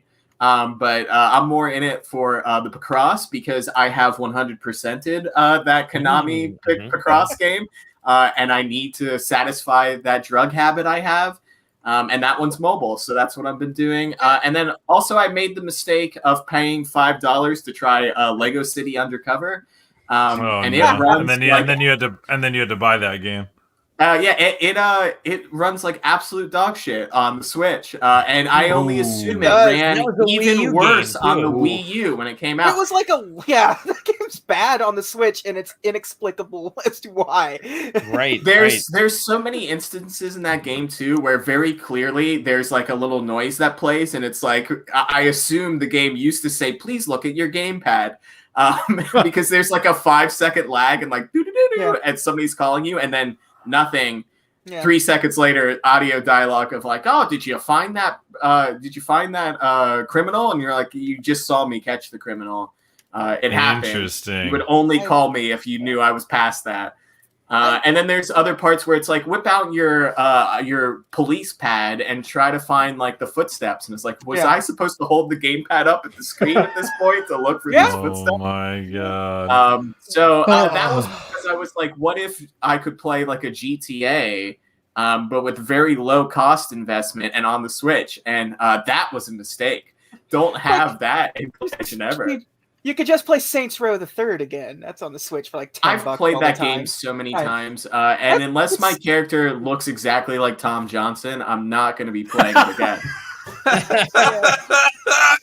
Thank you for Tom for joining us tonight. Tom. I really liked Lego City Undercover when I played it on the Wii U, because that game's actually really funny, like actually funny. And that's why I like convinced myself. I was like, for the worst case, it's like a bad Starsky and Hutch like ripoff. Like I'm sure it'll be okay. And so far, I don't think I agree with that sentiment. Yeah, it's weird because it's one of those things where this is a children's game, but they like all of a sudden throw out several like Shawshank Redemption and like Columbo jokes and stuff. It's like, what the fuck? Who's this game for? Me, I guess. I was playing it in the middle of like just every side effect you've heard about a COVID vaccine. I had at the time. Wow. And I could have sworn that they made a joke about how big somebody's dick was. But I, again, could have been in the middle of a fever dream. No, there's definitely some like Pixar style, like this is definitely a sex joke, but it's not. Talking about people's brick size out there and stuff like that. Like because you brought up Cozy Town, Cozy Cove, whichever it's called. I was like, that art style looks familiar, and I looked up who made it, and it's Spry Fox, who makes one of the best mobile games, Triple Town. So I've once again downloaded. I've once again downloaded Triple Town on my phone, and I'm unable to stop playing it. So nice, excellent. I like Fantasian. That came out on Apple Arcade. Oh yeah, I want to play that game. I don't have a fucking iPhone. Same. You're telling me, dude. Yeah, it's like it is definitely a PS2 era JRPG. Like, hey, you guys want to play Final Fantasy? Beautiful. Yeah, I do. Yeah. I very much do. I will pay you any amount of money to play that game. Fuck you. You have to pay us $900 to buy a phone. I don't want to pay that much. I just bought a new iPad, and it's like, here's your free. Aaron, you could always spend just $400 and buy an iPad. And it comes with $600 Canadian. Yeah, and it came with like, here's your free month of Apple Arcade with your new iPad. And I'm like, oh, cool, thanks. I guess I'll play this and the Oregon Trail until this month is up. Damn. This is a goddamn Android house, and that's how it's going to stay. True. This is a damn Android house. Dally definitely has an iPhone. I have an iPhone and I have an Android phone somewhere, but the Android phone won't load up anything new within the last 2 years. It won't even update. It's like a 2-year-old Android phone won't update. It's because you own an Apple. You have to sell that. Shout out to my Google Pixel. I still have a Fire phone floating around here. No, dude, that's probably worth $1 bajillion. Which one of us has a Zune somewhere in the house? I don't. Oh my god! I wanted a Zune back in the day. I still have my Zelda. It was a really slick MP3 player. Yeah, I have one of Google's like Skunkworks Chromebooks. Like, I don't know what happened. I got on this mailing list, and one day a package showed up at my house from Google. I opened it up, and it was just this like solid matte black laptop with like there's no markings on it or anything. And it's like, hey, congratulations for. It was like the first Chromebook they ever made, and it was just this weird, busted experience that never worked. Now it's everywhere. Yeah. Those things were janky. Those things were so bad. In the first time around. Yeah. Ooh. Yep. I tried to get onto the mailing list for Google Glass. Yeah. Yeah. Shit. I had my finger was on the button. I like got approved, and I'm like, do I really want to go this far? Never did. That was the right call. Yeah. It was.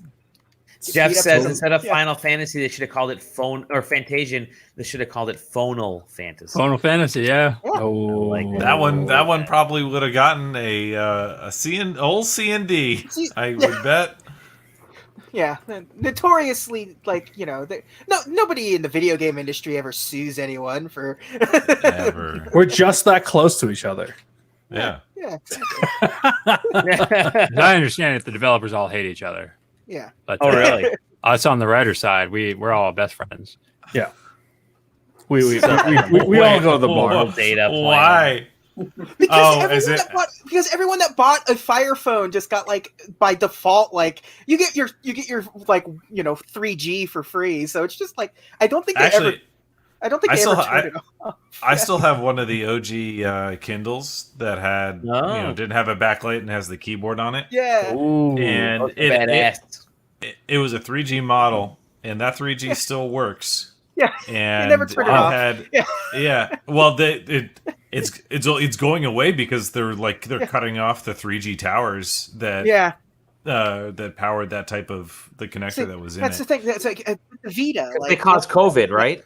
Yeah, you can't access the store. You can't use the 3G on the Vita anymore. It's just rest in peace. Man. I still have my Vita TV. Should I load that up with all my downloads and then sell it? Dude, you know what? That's like one of the best ways, honestly, to like if you wanted to stream stuff from your Vita or like it was the easiest way by far. That was the easiest way to do it. Yeah, especially because they cracked it so early. Because it had a blacklist on games. The problem with that is that you need to get like the SD card adapter and do all that shit, which was a lot of work.